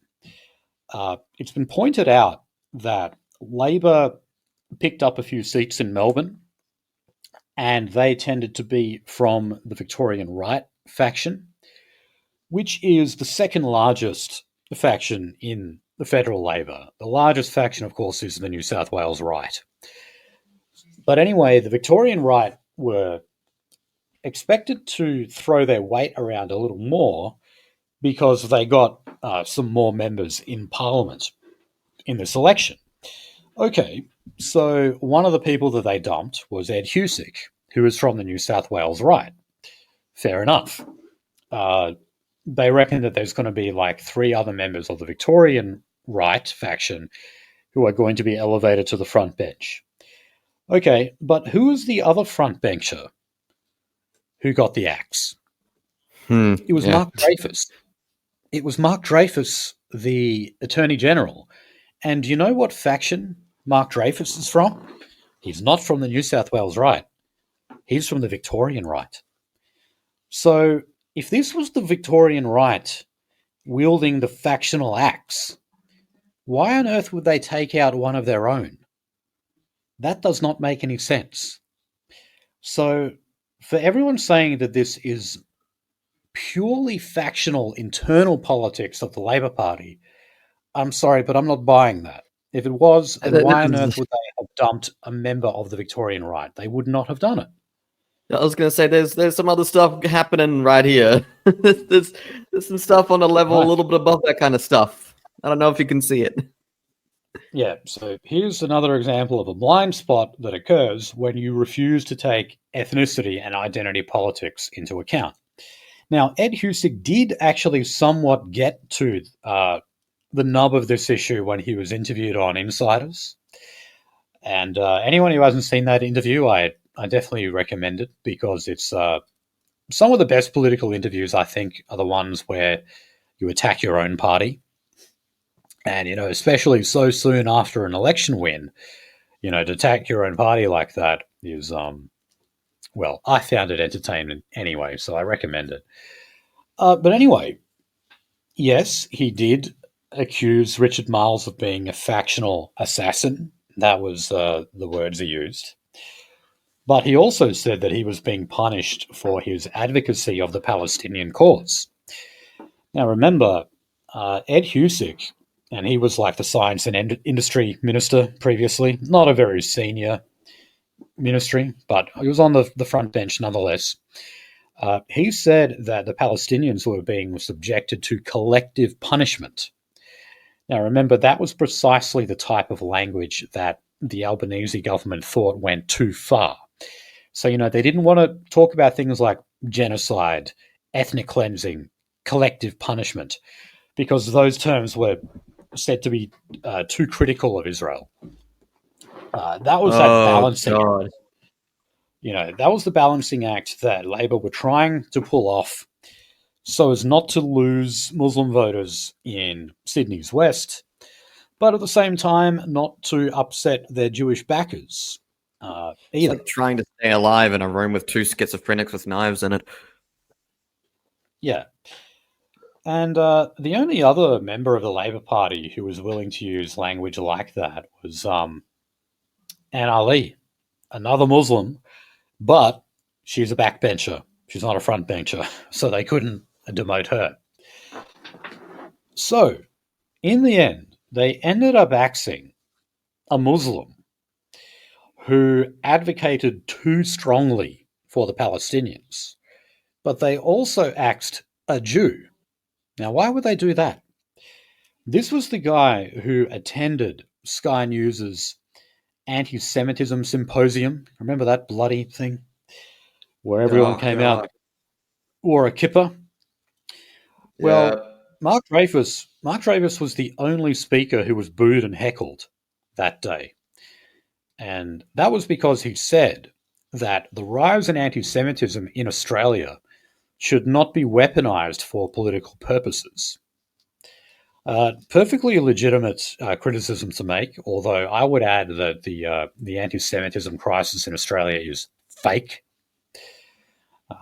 After the caravan plot was revealed to be a hoax, notice all of those anti-Semitic incidents like the spray paint where people spelt Israel wrong?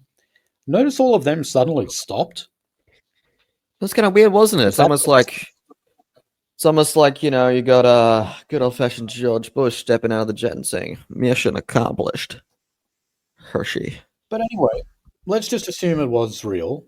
Mark Dreyfus came out and basically criticized his own tribe and said, "You are weaponizing anti Semitism as a way of undermining Labor." And these accusations of Labor being anti Semitic are ridiculous. Now, he was right. I'll agree with him there. But did his fellow Jews like that? Hell no. Like I said, he was the only person who was booed, only person who was heckled during that speech. And if you read like the comments coming from people like Davir Abramovich, Rivkin, etc., they were all very critical of Mark Dreyfus. And if there's one thing that Jews hate more than an anti-Semite, it's a fellow Jew who they consider to be a traitor. Just look at like David Cole, for example, the guy who denies some of the Holocaust. He was targeted by what are they called? The JDL, the Jewish Defense League. Yes. And he was bashed on several occasions. He basically had a price on his head, actually. Like he was probably lucky he survived.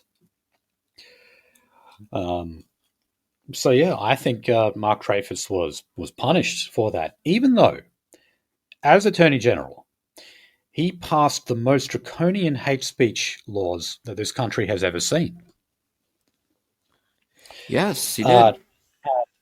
There was a precursor to that as well, when they outlawed so-called Nazi symbols and gestures. Remember, that came before they made it a criminal offence to engage in hate speech in Australia. That was Mark Dreyfus who gave those two gifts to the Jews. But because he had a go at them publicly, he had to be taken out. Now, that is the reason why Ed Husick and Mark Dreyfus are not there.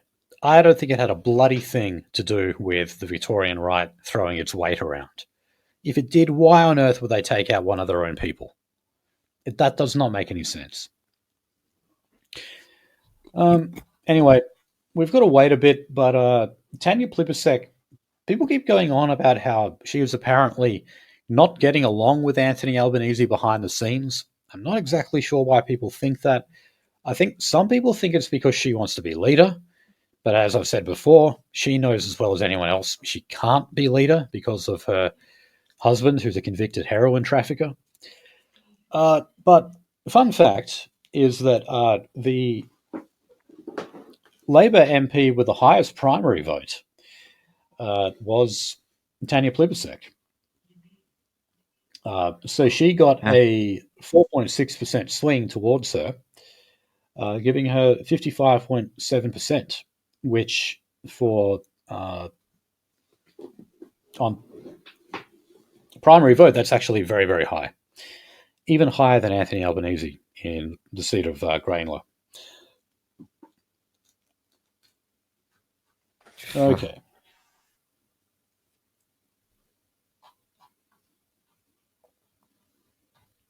Moving on.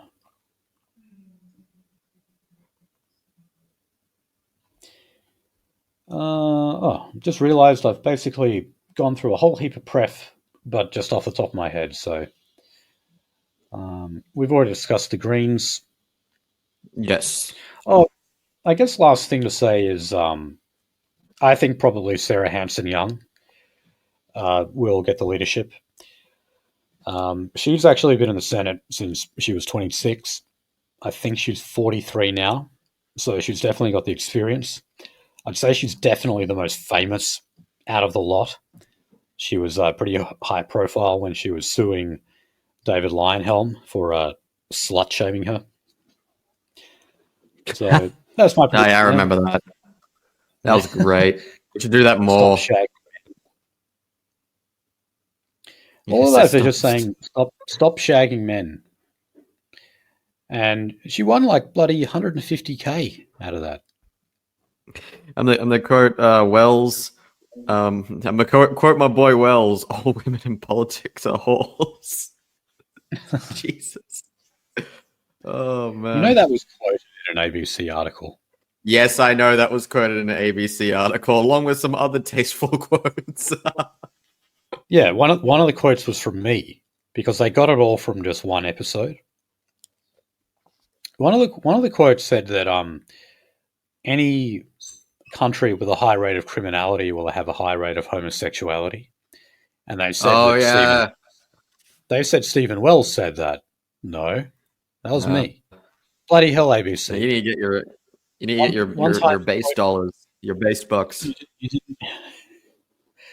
You didn't even get the attribution right. What's going on? Okay.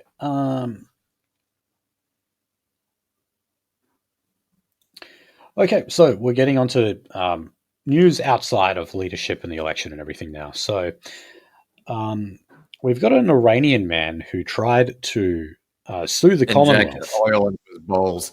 I Not got to that stop guy. bringing that up. Yeah, we talk about that guy a little too often, I think. So this is the guy. He was actually detained in Australia back in 2000, up until 2005. So this is a Howard government era asylum seeker. So he actually launched his claim 2021, and he claimed that the government was responsible for his deteriorating mental health and health injuries. He lost. Yep. Thank God. Can he go now? He goes by now, right? He what? Does he go by now? Does he go by now? No, because I think he actually, I think he lives here now. After he got out of detention, I think he eventually, did things the legal way, and he managed to get to stay here. But yeah, look, this guy personally would not lose out any money because these cases are always funded by these human rights groups, these lawfare activists, and they've got a shitload of money. And this obviously not the first time they've tried something like this. You know, they're waiting just to get that one victory where they would open the floodgates, and the government would be bled dry by all of these claims. But thankfully, it hasn't happened yet. Got a couple of anti-Semitism stories.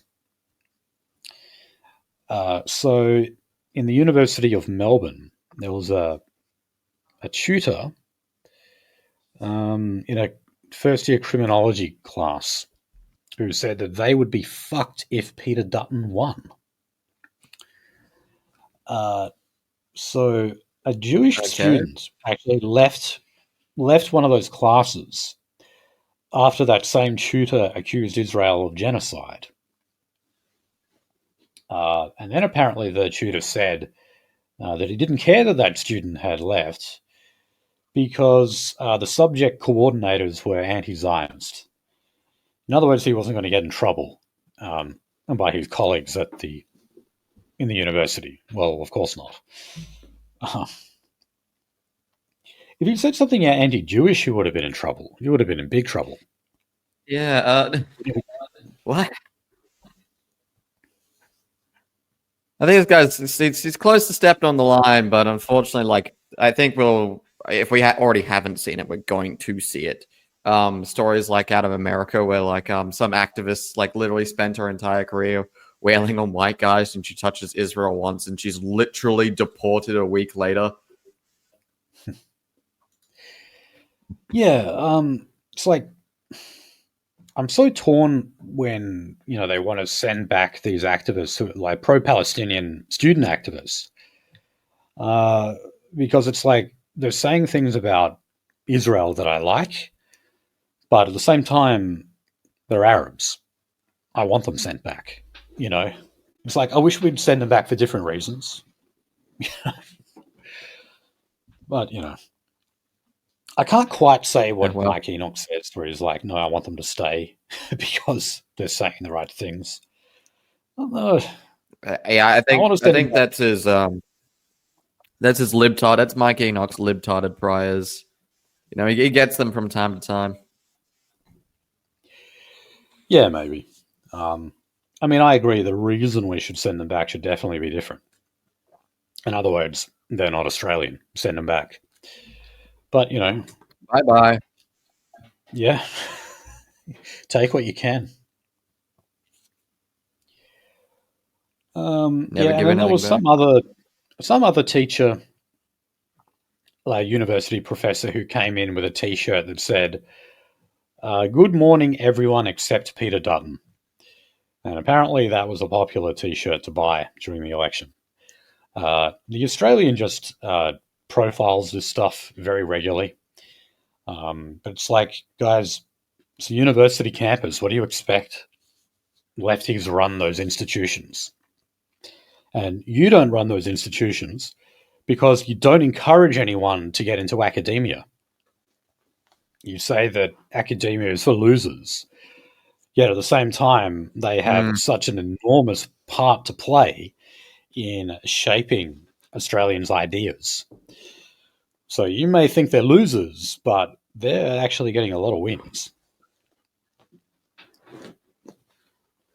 Okay, so there was a group of pro-Palestinian activists who were in a ship off the coast of Malta who wanted to deliver humanitarian aid to the Gaza Strip. Oh Now, no, apparently, they were this struck never by ends well.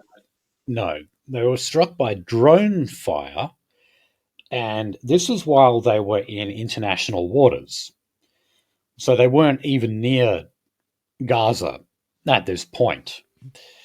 Now, surprisingly, no one was injured, although obviously the ship was damaged, but no injuries or death. And guess what? Israel is not saying anything about it. Um, oh, It's almost like forgot to there was a point out. flotilla that happened a while back. Yeah, Early aughts, yeah. By the way, the reason I'm reading this is because 4 Australians were on board. Uh, Depends how you define Australian, of course, Mm. but nonetheless, that's why it kind of came up on the radar. But yeah, I mean, yeah, a while ago I read Gaza by Norman Finkelstein, who, speaking of traitor Jews, that's another one that Jews really, Yeah. really hate.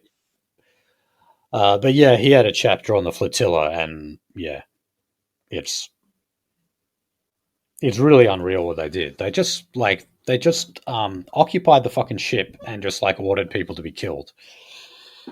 Um,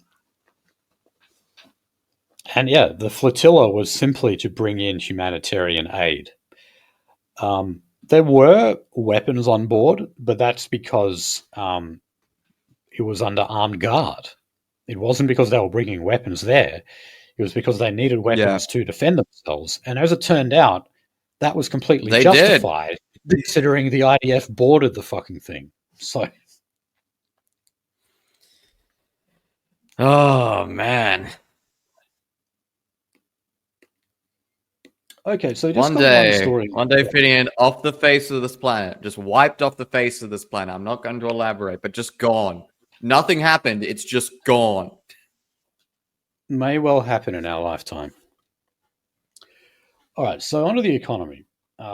We remember this proposal by Labor. They said, they're going to do it, which is to tax unrealized super assets. So,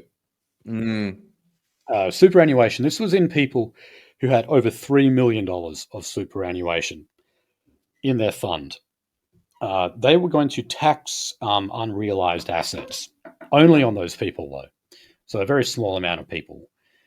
Now, I said at the time I thought this was kind of a silly thing, and it wouldn't end up raising too much money anyway, considering it applies to so little people.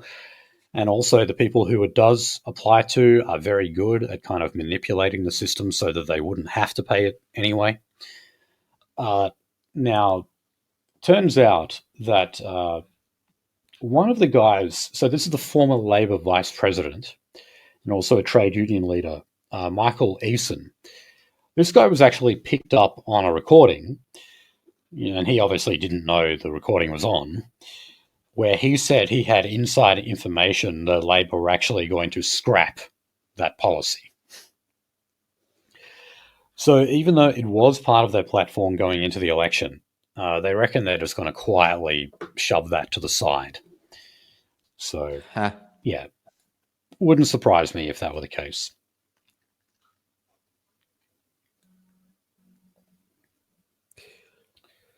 Okay, moving on to housing. Yes. Anglicare have found that there are not enough affordable properties for people on JobSeeker, which is the dole, the most common one you get, I believe. But also for people who are on youth allowance or disability support pension. Well, yeah, doesn't surprise me. Not only would those people have to live in share houses, but they would have to live in share houses with a lot of people, I'd say. Oh, yeah. Like at least 3. At least if like assuming that all of you, like all your own is just on some kind of government allowance, yeah, you're earning very little.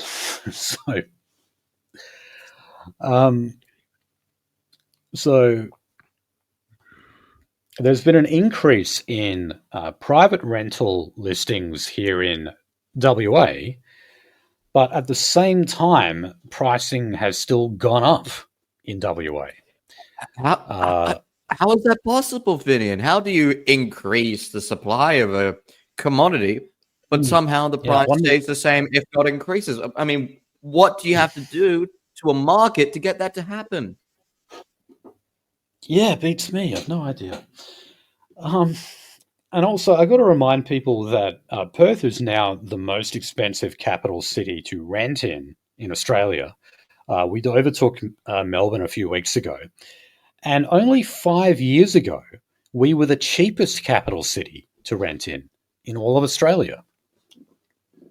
How the hell did we manage to flip it in only a few years? Now, the other story that I've got on housing is again in WA. Those goddamn boomers and their investment properties. Oh, yeah. It kind of is, but also no. Now, this next story again is in WA, but it's not in Perth.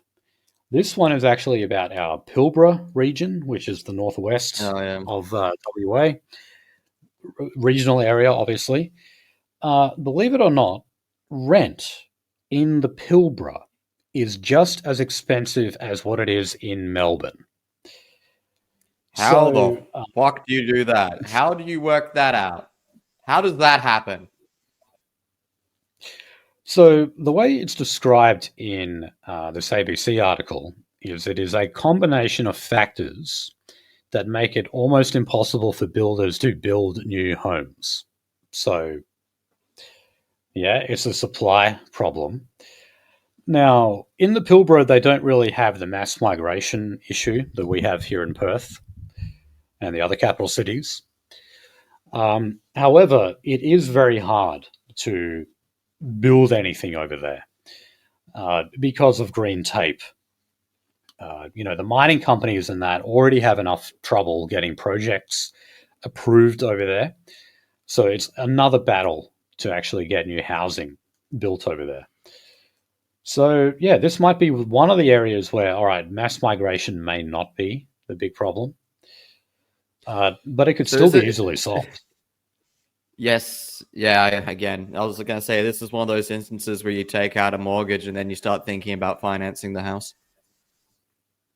Yeah. So, wow, and to me, living in the Pilbara is that would be a massive downgrade. If you went from living in Perth to living in the Pilbara. So, at I the very think I least, you could get away expect with saying more things up in the Pilbara. you could, and I mean, obviously, the price of groceries is always more expensive in the regional areas, but rent is always Hmm. cheaper, and house prices are always cheaper. You know, you should high rent that should just not exist in the Pilbara. Well, Okay, unfortunately, this is where we're at. People are paying Melbourne prices to live next door to Gordon. We ain't living next door to Alan, buddy. We ain't living next door to Alan anymore. yeah, and yeah, for those of you who don't know, shitloads of Aborigines up that way. How Yes. are they affording the rent? Well, they don't. You know what the deal? um, Yeah, Go into YouTube and type in Aboriginal house and slash oh, living the Jesus. dream. I know Rand brought this up ages ago and still does to this day. But yeah, it's if you want to know how they're living up there, both economically and physically, how they are, that's gonna give you an answer right there. Right. Uh, okay.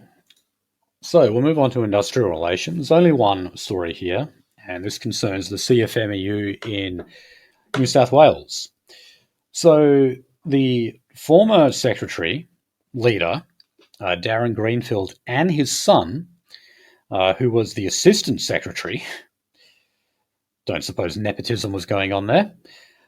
Both of them stepped down not too long ago because of the whole expose on 60 Minutes. But they have now both pleaded guilty to corruption and bribery charges. Uh, these were pretty serious charges as well. It was about the misappropriation of union funds, which obviously made their leaderships untenable. But yeah, considering they have pleaded guilty, it'll be interesting to see what the penalty is. They did strike a deal with prosecutors, though. So, this was a plea bargain. Uh, so it might just be big fines. And obviously, the fact that these guys will never see a leadership position again, in not in the union movement and certainly not in politics if they were thinking that.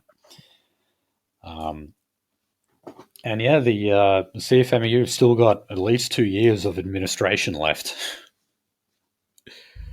where the Oh government, the boy. Labor government, effectively controls the CFMEU, and that's something that the Conservatives like. This is something that they're happy the government to nationalise and take over.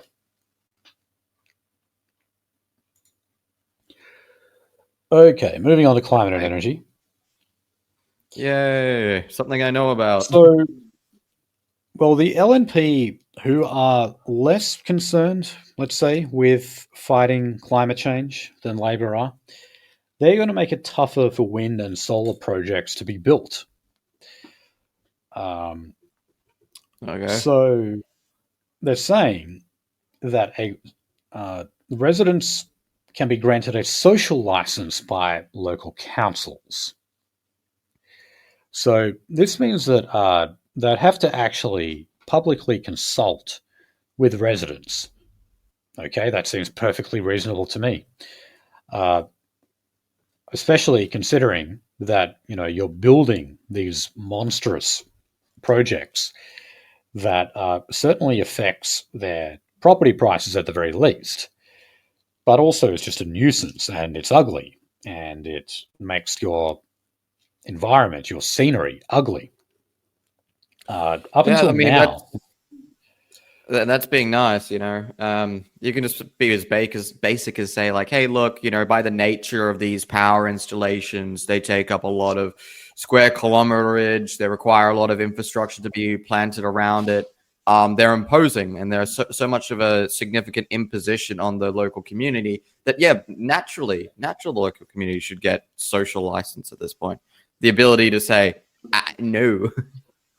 right, because in places like Victoria, they just streamline it. They don't even talk to people out there.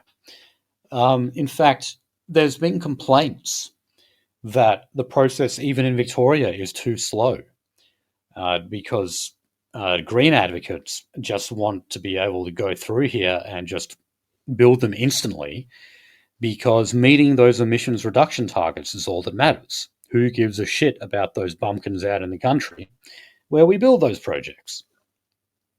But yeah, finally in Queensland, they're actually like slowing that process down a little bit. And I mean, they have no right to complain considering what the average gas project in Australia probably takes about 7 years to get up and running. You know, like Yeah. think of all the bloody red tape and green tape that they have to jump through. I mean, there's got to be a similar kind of process when it comes to these projects as well. And yes, the public should be consulted over that. Um, oh God! So, well, here's an example of one of those gas projects. Um, if you haven't heard of them, there's something that exists called the Environmental Defender's Office. Now, What? this is effectively a lawfare agency whose job is to challenge the government on approving new resources projects. And you know what? They're taxpayer funded. All right. So like they're independent in that, they run themselves, but the money comes exclusively from the Commonwealth. So the government actually pays an independent body to challenge its own decisions on resources projects, which just makes zero sense. Former Labor Party Minister Joel Fitzgibbon said the exact same thing. He's like, "This is absolutely ludicrous. We fund an institution to challenge our own decisions." Well, this has just happened again. So this concerns Woodside's $16 billion Scarborough gas project. It was actually all set, ready to go. They had ticked all the boxes. They'd cut through all the appropriate green and red tape. And then the Environmental Defender's Office launched an 11th hour legal challenge. So There it's we go. been put on the And back burner torpedo. again.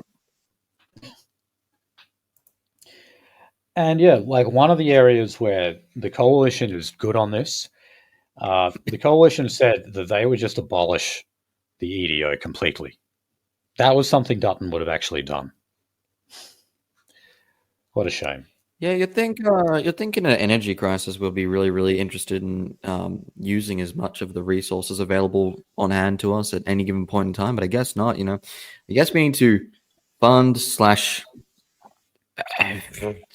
tolerate the existence of literal law trolls, Right. troll suitors. Now, oh, okay. We're kind of playing ping pong with the stories here. Now we're back to renewable energy and another example of where the project is allowed to happen too quickly. So this is regarding a Norwegian energy giant called Equinor. I might be not sure if I'm saying that right. But anyway, uh, they've got a development license for offshore wind projects. And the decision to greenlight the construction of those wind turbines was given by Chris Bowen, the energy minister. So yeah, if it's a gas project, it'll be stalled through the courts for fucking years. If it's a renewable energy project, even a foreign company, in this case from Norway, is given the green light almost instantly. We should really get into green energy, shouldn't we,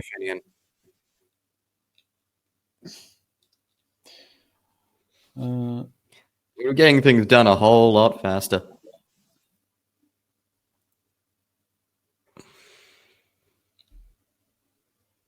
Okay, a couple of stories kind of boring there, so we'll just move on.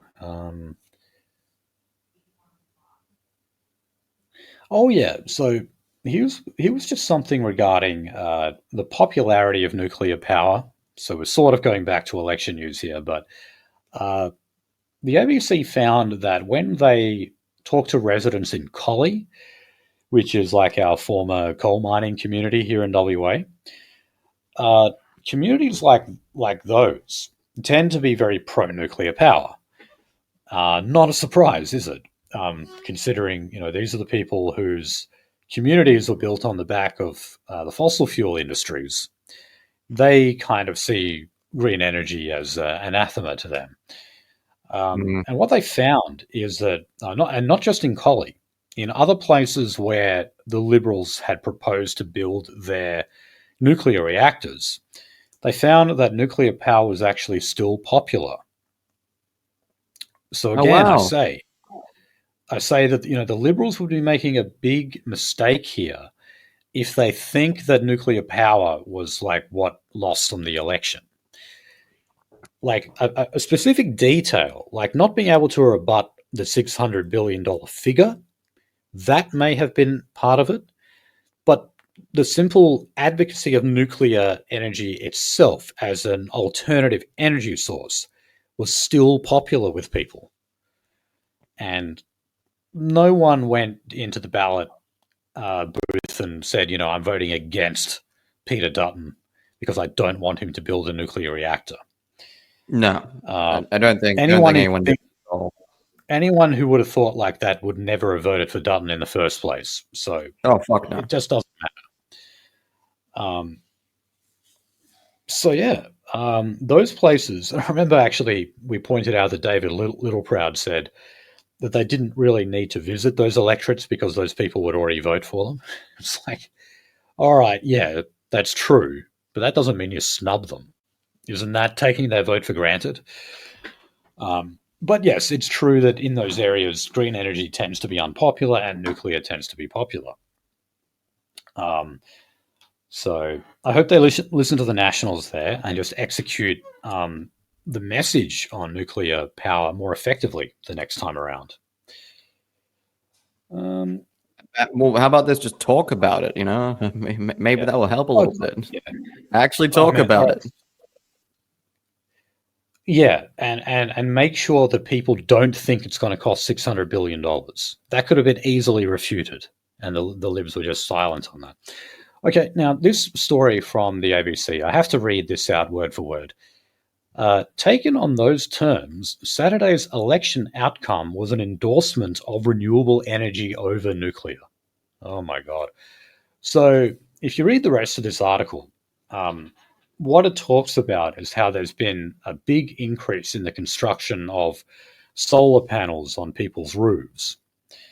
Okay, yes, that's true. Yeah. But that's because of the fact that they're heavily subsidized. And also, if you put solar power onto the grid, you get compensated for that. You are paid for this. Yeah, you literally get money for it.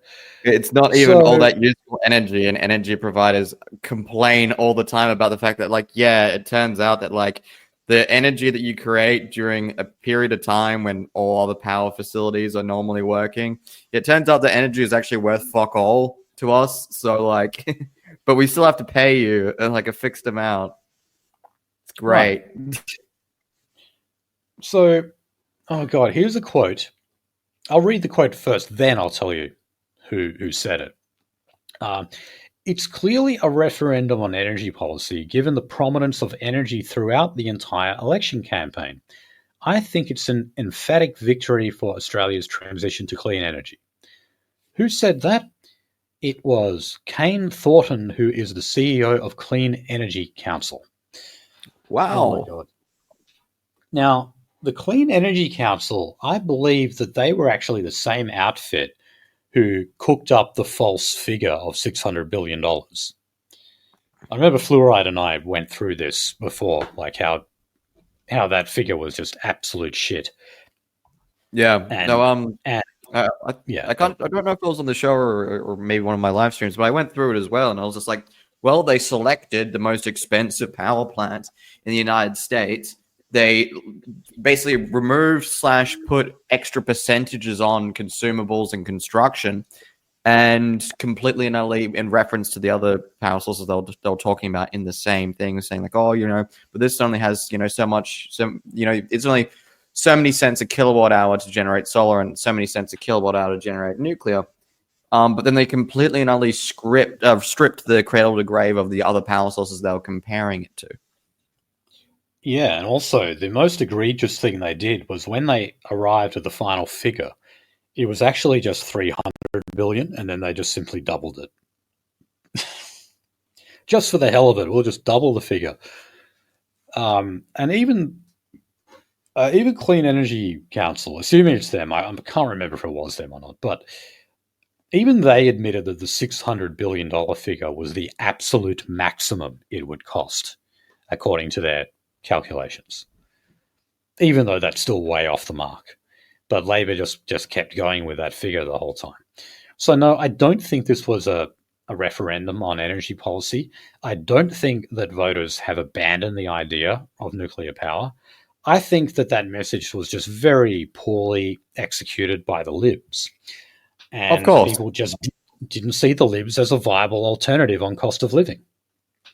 Look, like literally, they brought up nuclear power, and people were actually kind of interested. I was like listening to some news segments, some like podcast snippets or Australia centric, just so I can actually relay those opinions here. I was even asking opinions of people in my day to day life. I'm a sociable guy from time to time. And it was people were excited about it, and then literally they threw it like, "Oh yeah, it'll be super expensive." And granted, you're not really taught that heavily about nuclear power in schooling, day to day life, or anything really. If you asked anyone about the details of nuclear power, that's like, "Oh yeah, they like heat water and it steams and it makes radio water, and then they have this forever rock that kills you in an instant if you go near it." People just don't fucking know. So when they put up that fucking study saying it's expensive as shit, people don't know. People have no fucking reference for that. Right. So, yeah, that was that one thing they could have done. They also just could have talked about the fact that there's no emissions from it, literally no emissions. And also that storing nuclear waste is actually a very feasible operation. And we have here in Australia, we quite possibly have the most ideal landmass to store it. There are sections of this country that are naturally unfucking habitable, and not even just uninhabitable, but have no life. Yeah, not even blackfellas live there. We did nearly nuke them once, but that was kind of funny anyway. So just for the joke, we should have done it. We should have pushed the button anyway. They did do nuclear testing, yes, in those areas where they didn't think there was any blackfellas around, but there were. Yeah, because basically it was just like, they didn't know that there was like a whole bunch of river systems that actually split off and went there. That was the big mistake, because like, oh yeah, this area is just like hard desert. Every time we've done a survey of this area, it's just hard desert. And then they found a handful of like river deltas that like not delta, sorry, like horseshoe lakes that like fucking formed off of other rivers that they knew about. Completely innocent mistake, sir. All right, well, let's talk about batteries now, which, of course, you really should shouldn't be able to avoid talking about batteries when you talk about renewable energy. Okay, because remember, this is what makes it expensive. So here in WA, we are supposed to be building giant batteries in Kalgoorlie, and they're supposed to be operational by 2029. The last election, they agreed to pump another $150 million into this. But according to the ABC here, they are not on track. And those batteries will not be online by 2029, despite the extra funding. So you know how they make a battery, Finian? What's that? You know how they make a battery, Finian? I've got a small idea. I know that we get African children to provide some of the materials for it. They sit outside of one of those little African dirt mines in the Congo, and they sit there with a little jar. And when a mine collapse happens and it wipes out a handful of little African boys, they catch all their souls up with the jar and then put them in a silver packet. And the torment of their souls powers your electronic devices. Yeah, but I mean, because renewables is also intermittent. Yes, you have to be able to store it. Otherwise, otherwise you'll get what just happened in Spain and Portugal. Yeah, when the pixie is agitated, the pixie has to do work immediately. Otherwise, the pixie calms down. And electricity has to be used the moment. And when I say the moment, I literally mean the picosecond, the smallest unit of time imaginable from its creation. Yes. And, therein lies the real challenge of making renewable energy reliable. If you haven't heard, look at the blackouts that they just experienced in Spain and Portugal, where they are a few years ahead in terms of green energy transition, and it's not working out well for them. Now, our Premier Roger Cook has actually played down the need for legislating climate change targets. He's saying that the federal government, with their target of net zero by 2050, kind of automatically ties WA to that very same commitment as it does for every other state and territory. Not exactly. You could still get to that number without certain states getting to net zero. But whenever you hear someone say something, a politician say something like this, particularly if it's a Labor politician, this is their way of telling you that they're not going to meet the target. Oh, yeah. Right? They've already had to resort to cooking the books a bit already, which is why, they give out carbon credits to people for literally not clearing land. And then that's recorded as a carbon offset, Because remember, net zero doesn't mean zero emissions. It's net zero can mean you have a certain amount of emissions that are offset by other means like planting trees. And we actually record emissions being offset when, say, like an agriculturist simply decides not to pull down a bunch of trees. So he hasn't even built any trees. He hasn't planted any trees. No. He's just not torn some down. And that is recorded as a carbon offset. They have to cheat because these numbers are just too fantastical for them to get near. And, that's why we supposedly meet other targets like Paris and Kyoto and whatnot. Yeah. Mother retard shit. Yeah. And I think we need the Paris one. We need to get some green energy funding so Macron can get his white energy snorts. Anyway. All right. So just lastly on climate, more trouble for the Snowy 2.0 hydrogen plant. So this is the project that's already on $10 billion over budget. They're looking at industrial action now. So the unions, so representing almost exclusively FIFO workers, are threatening strike action. This despite the fact that many of these FIFO workers are actually earning more than $200,000 a year. So it is about pay rises. It's about they want 15% superannuation. They want better on-site food. They want flights exclusively from Canberra Airport, triple time on public holidays, higher overtime, and increased productivity allowance. They're demanding all of these things, and if they don't get them, they're going to take strike action. Wow. Okay. There's some big demands. And now, look, I'm all for unions fighting for better wages and conditions. But guys, if you're on over 200K a year, I think you've got it pretty good.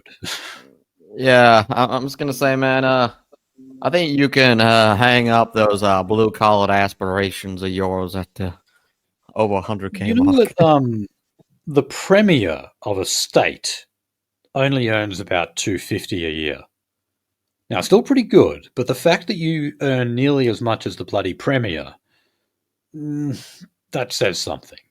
Now, at the same time, I laugh at this because it's just another cost blowout and time blowout for Study Hydro. But holy shit, guys! Like your demands are a little unreasonable there. I know it's just one of those captured jobs, but at what point does this shit just get shut the fuck down and just said like, okay, like we're gonna have to fucking genuinely reconsider this entire project now? Well, that's what they did for the other hydro plants. There's been 6 already. There was one in South Australia, one in Queensland, and then there was 4 elsewhere. The one in Queensland, like they said they needed another $1 billion to complete it, and they just said, no, not in the budget, so just close it down. So God knows how much time, effort, and money was wasted on that project. Oh, yeah, but it's nuclear power that's going to cost us so big. Okay, quick story on China. Some of these stories, by the way, precede the election, so they're a little dated now. But the housing minister, Claire O'Neill, was seen alongside Hubei Association president Xi Jinping. Now, he is, one of the Chinese oligarchs closely linked to the Chinese Communist Party. So this was a story just where the Australian tried to desperately link the Labor Party to the Chinese Communist Party and think that readers actually care about that.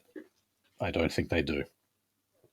On the Ukraine, 49 Australian Army tanks that have been promised to the Ukraine 6 months ago are yet to leave the country.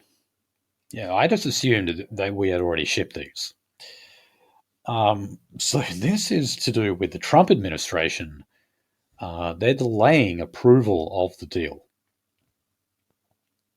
And there is uncertainty over which country will pay the estimated $150 million a year to keep the vehicles running.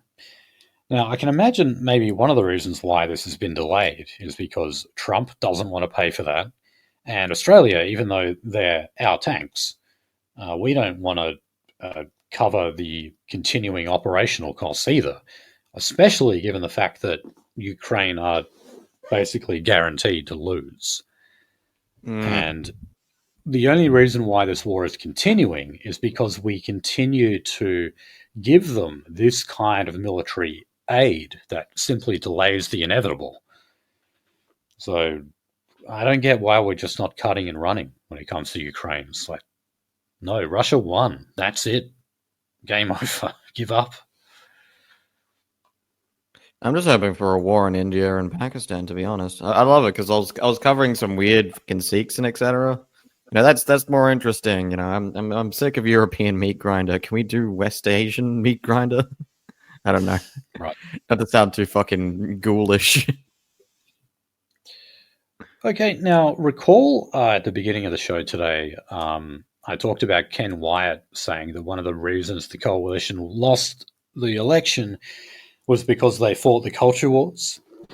And he Oh god. specifically mentioned Aboriginal issues such as the Welcome to Country. Well, we've actually got some figures here that were conducted by news.com.au. So they polled 163,000 people. That is a big sample. And this is on Welcome to Country. 23% of them said that there should be fewer of those ceremonies held. 67% said they want them done away with altogether. Only 10% were in favour of the status quo or of increasing the number held. So there you go. You have to eat your words there, Ken Wyatt. The figures speak for themselves. Most people think they should be abolished. Not only that there's too many of them, but they should be abolished altogether. Hey, I was going to say, you know, Wyatt, you know, like, here's a little culture war maybe you should be fighting. The fact that when we leave your people alone with their own children, they tend to rape them. How about that? You want to fucking stick your nose into that fucking mess? No? Right. Okay, it's just this stuff. All right. All right. Okay, and I guess one feel-good story from the ABC. Tamworth has become the first Australian town to launch an historic partnership between their local council and Aboriginal organisations that embed the Closing the Gap targets into the local government platform. Oh boy. Oh boy. Okay, well, nothing that the local government does is legislated or held to any kind of enforceable code of conduct or anything. So these are obviously targets that are non-binding. And I mean, closing the gap targets generally anyway are non-binding and we never meet them. So will Tamworth have any extra luck meeting these targets? No. Okay, so in the Northern Territory, we're going to talk about crime, as we often do. So they have just passed what is believed to be the toughest bail laws now in the country. So this was after a man was stabbed to death. He was a 72-year-old. He was stabbed to death by an 18-year-old Aboriginal who was out on bail. And you know what his charges included? Assault and rape. Yet we gave that subhuman bail, and he used that freedom to stab to death an elderly man. Just imagine if this was the other way around. Now, look, I would argue that this should have been passed much earlier. They already did make it harder to be granted bail, but obviously not enough, considering this guy, this 18-year-old, managed to This has happened. Charges of rape. I mean, surely that should just be mandatory, like bail denied. If you've got charges that serious. Like, no. So yeah, it's a real tragedy that, you know, like we have to wait for an incident like this to happen for there to be action. And you'd especially think in the Northern Territory that they would know something like this was bound to happen. It's not like, well, something like this has fucking happened before. Right. This is not the fucking first time here, buddy. This is not the first rodeo. And I would even doubt it's the fucking 100th. So over in Queensland, where they're said basically to have the second most harshest laws, they went back on all of this as soon as they were re-elected, which was good. But it was actually the Labor Party who brought back some of the abolished bail laws after you had, again, a bunch of stabbing deaths. But it wasn't just Aboriginals, it was Africans. as well. Yep. As far as I know, they don't really have an African crime problem in the Northern Territory, although that could change, I'm sure. Anyway, the Queensland government is saying that their uh, adult time for adult crime laws are working. That, of course, basically means if you commit a serious offence like manslaughter and you're a juvenile, you'll be given a custodial sentence, the same Mm. as what an adult get. Now, I don't think that's exactly what is happening. They're basically just, being a little more harsh on them. But anyway, according to their figures, um, juvenile offences fell by 32% over the summer. That's weird. It's almost like consequences work. Yeah, and especially considering summer is when The they commit heat more brings crime. out the what? Yeah, that's exactly what I was thinking of. Yep.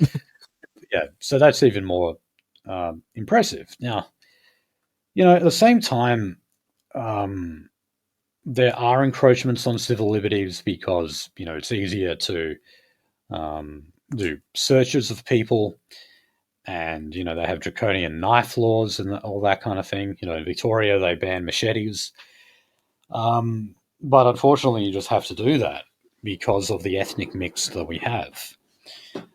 Like we shouldn't have to outlaw machetes, but because we have subhuman Africans who go out there and kill people with them, the government is compelled to pass such laws. And yes, the laws do work, but you know what else would work? Not having those people here in the first place. That's why, like, violent crime essentially does not exist in Iceland because they don't have these subhuman ethnic minorities living there. Okay. Some boring stories. I'm just going to skip through a few of these. Yeah, so in Queensland again, new domestic violence laws have passed. So that grants police the power to issue an instant 12-month protection order. Again, like, who are those orders taken out on? You know, We're it's back to Aborigines, beating women. it's We're back to Islanders, beating women. it is Africans. Hey, you know who else it is? It's fucking Indians too. Indians Yes. they have a Oh big my. domestic violence problem.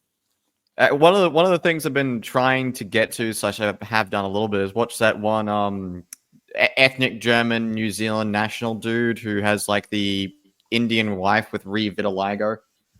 Um, Oh my and God. I love his copes about India in general, but I love this one thing where he's just like you got to be careful if women give you attention over here because it might end up with them getting beaten. Oh Jesus. Yeah, I mean, if you look at like sexual offences and domestic violence in India, Pakistan, Bangladesh, and remember they're pretty much all the same type of brown people. They're Yeah. horrifically high. And that's why Indians have actually been opening up their own women's shelters in Yes. Australia. That's a new phenomenon. Okay, now I hope Stefan Molyneux is not listening to our show because, again, in Queensland, David Crisafulli said that parents should not be told by the government how to discipline their children. Now, this is because it is still legal to hit your kids in Queensland. I think kind of mixed in terms of whether we have corporal punishment legality in Australia. I'm pretty sure some states allow it, some states Yeah. don't. But in Queensland, yep, you are allowed within reason, of course. You can't like seriously assault your child, obviously. But yeah, they're facing pressure to sort of get with the times and make it illegal to hit your kid. Look, I agree. Hitting your kids is not the way to discipline your child. I don't think it No. causes kind of horrendous, like life-scarring outcomes that, Molyneux will tell you that it does. But you still shouldn't do it. There's other ways. There's better ways. I think There's Molyneux was scarred by his fucking mother because she was a whore. I think that was the big thing. So in his case, Well, I actually read a little bit of his peaceful parenting book, and he vents about that a lot. The fact that he what? I was gonna say, of course you did. Back in Yes, I your did. libertarian days. Oh no, this is actually one of his more recent publications. Um, Oh, he he said that it took him so long to write because it was such a difficult book, like emotionally, for him to write, and that's because he does write about his own experience of being like beaten by his mother. He said it basically just kept happening till he was around 14 because he became more physically imposing and he was able to fight back. And then I think he moved out of house when he was only 15. yeah, well, I can So see that happening. he's got an interesting background, Molyneux. Dare I say it messed him up a bit. Yeah, back when he was younger, I think Stefan Molyneux could have pulled off that one insane German actor. I can't remember his name. The one that Werner Herzog likes. Oh, I'm not sure. But I did, yeah, I mean, being a libertarian, I did listen to him a lot back in the day. Yeah.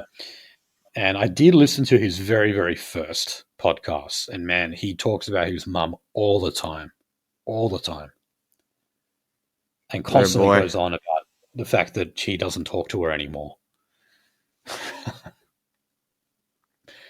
Defu is a real thing that he practiced. Like he cut off Yeah. contact with his brother as well. His brother. Holy Jesus. Okay, so this would have already been, but at the Sydney Music Festival, they did trial pill testing there. Now, at the same time, though, they had sniffer dogs. So it seems a little contradictory. You're busting people with drugs, yet at the same time, you're offering a free service to tell them how good their drugs are. Doesn't make a lot of sense to me. Um, but anyway, they did that, and yeah, they're continuing to trial them, which is just bloody ridiculous. Again, something we harp on a lot. People not being able to see something that is indirectly going to be caused by their, oh my God, it makes me feel so good for doing it policy, and you're going to be saving lives because no one's going to OD. No, the people are still going to OD because they're going to find the hardest pills to take and take them. Like, Yeah, that's right. They're going to learn who sells the most potent eckies or whatever, and then buy from them, which increases the risk of overdose. yep. Okay, so we've got a state party politics. Not a lot here. So here in WA, our new celebrity leader, Basil Zemplis,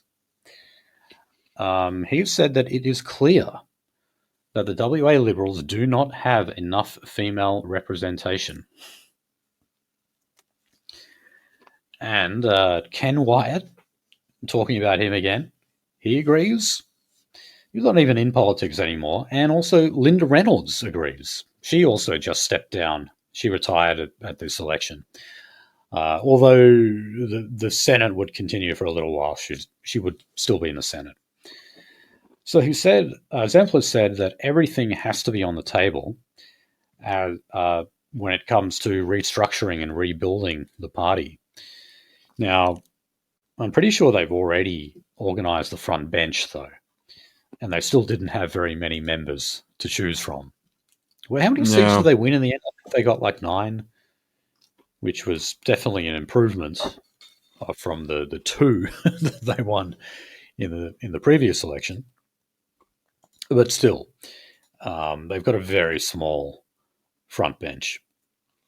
Okay, the Queensland LNP Oh god, no! This was just some bureaucratic favoritism, a kind of boring story. Actually, we're going to skip over that.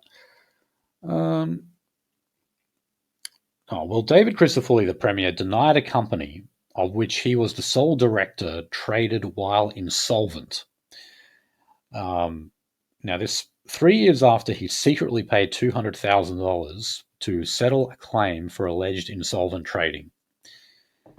So he's obviously covered some things up here. A successful businessman. So, there are new revelations about the collapse of Southern Edge Training in 2016 and a secret 2019 settlement with the company's liquidators, where he paid $200,000. He never declared any of this to Parliament. Yeah, that's pretty serious, actually. It's not so bad sometimes if you don't declare some shares or something, but trading while insolvent, while you're the sole director, that's actually pretty serious. So, be interesting to see if this causes him any trouble down the line. Remember, a chief minister in the Northern Territory was taken out for something less than that. So, all depends on how forceful Labor are in that case. Okay, New South Wales Labor Party. In our last episode, we mentioned that that they were not able to appropriate any of the $30 million that Eddie Obeid got from corrupt deals back when he was a Labor minister. Remember, he used his position as minister to engage in backroom deals with, I believe, construction companies. And he ended up being $30 million better off as a result. Now, because of some financial trickery, I'm not going to pretend I know how this works, but the simple sophistication of how he was holding that money meant that police were not able to appropriate it. So now, the New South Wales Crime Commission apparently are trying to devise ways of getting back just any of that money they possibly can. Because remember, he was found guilty of corruption and he did go to jail over it. But he's also $30 million better off. So yeah, you can see why they would want to get that money back. Oh, yeah. Okay, now the federal Greens. This is another story preceding the election. A foundation set up by Bob Brown is facing scrutiny by the charities watchdog. So the coalition has alleged serious breaches of rules against promoting candidates. So Alistair Allen, who's the Bob Brown Foundation's Antarctic and Marine campaigner, is a Greens candidate, or was a Greens candidate, for the Tasmanian seat of Lyons. He also spoke at anti-salmon rallies, but he was tied to the Bob Brown Foundation. Now, the Bob Brown Foundation actually released press releases quoting Allen and basically promoting him, and pointing out his anti-salmon farming agenda. So this is said to run afoul of electoral laws because you can't have a charity that endorses political candidates, basically. So they may be in a spot of trouble there. And to be honest, I'm surprised no one actually saw this coming a mile away. Foundation set up by Bob Brown? Really? Yeah, and you'd think they'd be a little bit more careful about stuff like that, considering, it's named after him. So they want to be very careful about, not breaking electoral laws by promoting Greens candidates. You'd think they'd be careful about that. Okay. One Nation. So the ABC obtained documents stating that a One Nation staffer, Donald Bunderzen stood to receive commissions for referring clients he met through a Senate inquiry. So he denied receiving the money. He said the documents reflected past arrangements he had with a law firm. But no, not according to the ABC. Apparently, these were clients he took on through a Senate inquiry. So again, that would be pretty serious. Okay. Reading through education stuff that I think we've already covered. Pretty I much. might just cover one of these. I'll cover just one. I've ranted before about how there's way too many people studying psychology in Australia, but at the same time we have a shortage of psychologists. Which you just think that shouldn't be. A bit of information on as to why that is. The ABC profiled these people who had completed their 4-year degree, but then needed to get into a supervised master's course, because that's basically what you got to do, like bare minimum, to be a registered clinical psychologist. The degree by itself is not good enough. You've got to get a master's. Well, apparently there is a severe lack of those positions available. So even though you have this enormous amount of people studying psychology and earning the degree, they can't move on.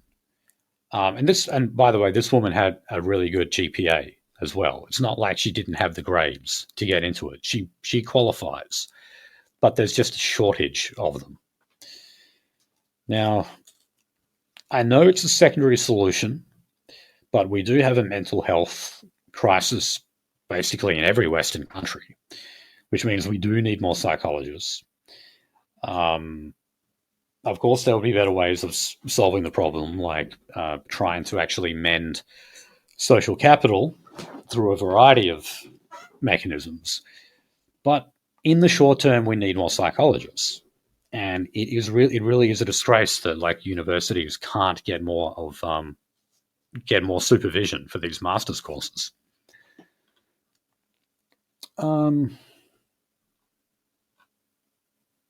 Let's just skip to this last story here. Sorry, I put a lot of boring stories in the prep today. So I'm just going to get to the last one, which was that just before the election, Malcolm Turnbull emerged briefly, and he took a swipe at Donald Trump and also the both major parties here in Australia.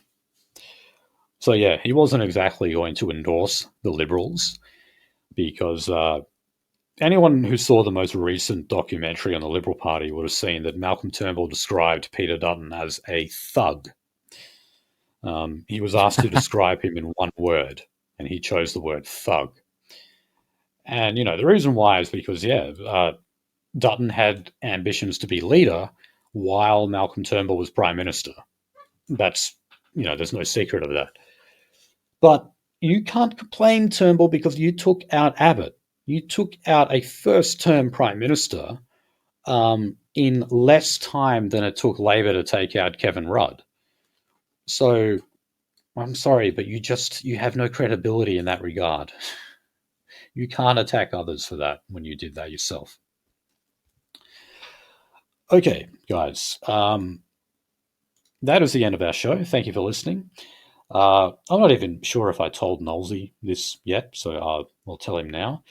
The Races War, our flagship podcast, the one you're listening to right now, is going to go on a short hiatus. We're taking a break. The reason why is because you may have heard in other episodes I mentioned that I'm writing a book. I'm writing a novel. So it's not a political treatise. It's a fictional story that is designed to red pill people. I'll put it that way. Yeah, make them think. Sorry? Make them think, at least. Yeah, it's a book, the purpose of it, I'm hoping that, say, a fence sitter would read the book and then go, okay, now I'm a white nationalist. That's the goal of it. And, I hope I can get there. But anyway, just with this and work and other commitments in my life, I have found it increasingly difficult to get it done, and I keep having to shelve it. So I'm going to put the show on hold just for a little while because I don't have much left. I estimate I only have about 20 pages of writing to do. But then I've got proofreading and stuff as well. So I'm going to put the show on hold. And as soon as I finish the manuscript, we will return. Anyway, I'll still keep in the interim, accounts stuff. What's that? I was going to say, in the interim, I'm still going to be doing live streams on Well, Rumble go ahead and at Mike Knowlesy. So just Mike Knowlesy at Rumble. Okay, and you're doing those live streams. Yeah, Colin. So I'm just happy to have anyone on and talk about whatever, really. Sometimes I've got like something I really want to talk about. Other times I just want to shoot the shit with some weird internet people. Okay, cool. Yeah, and if you follow stuff on social media, I know Knowlesy has been posting that stuff on there. So yeah, yep, I might hop on as well if I feel like venting or something. Oh yeah. But, meantime, thank you for listening to that episode, and the Racist War will return with you very soon. Goodbye. All right.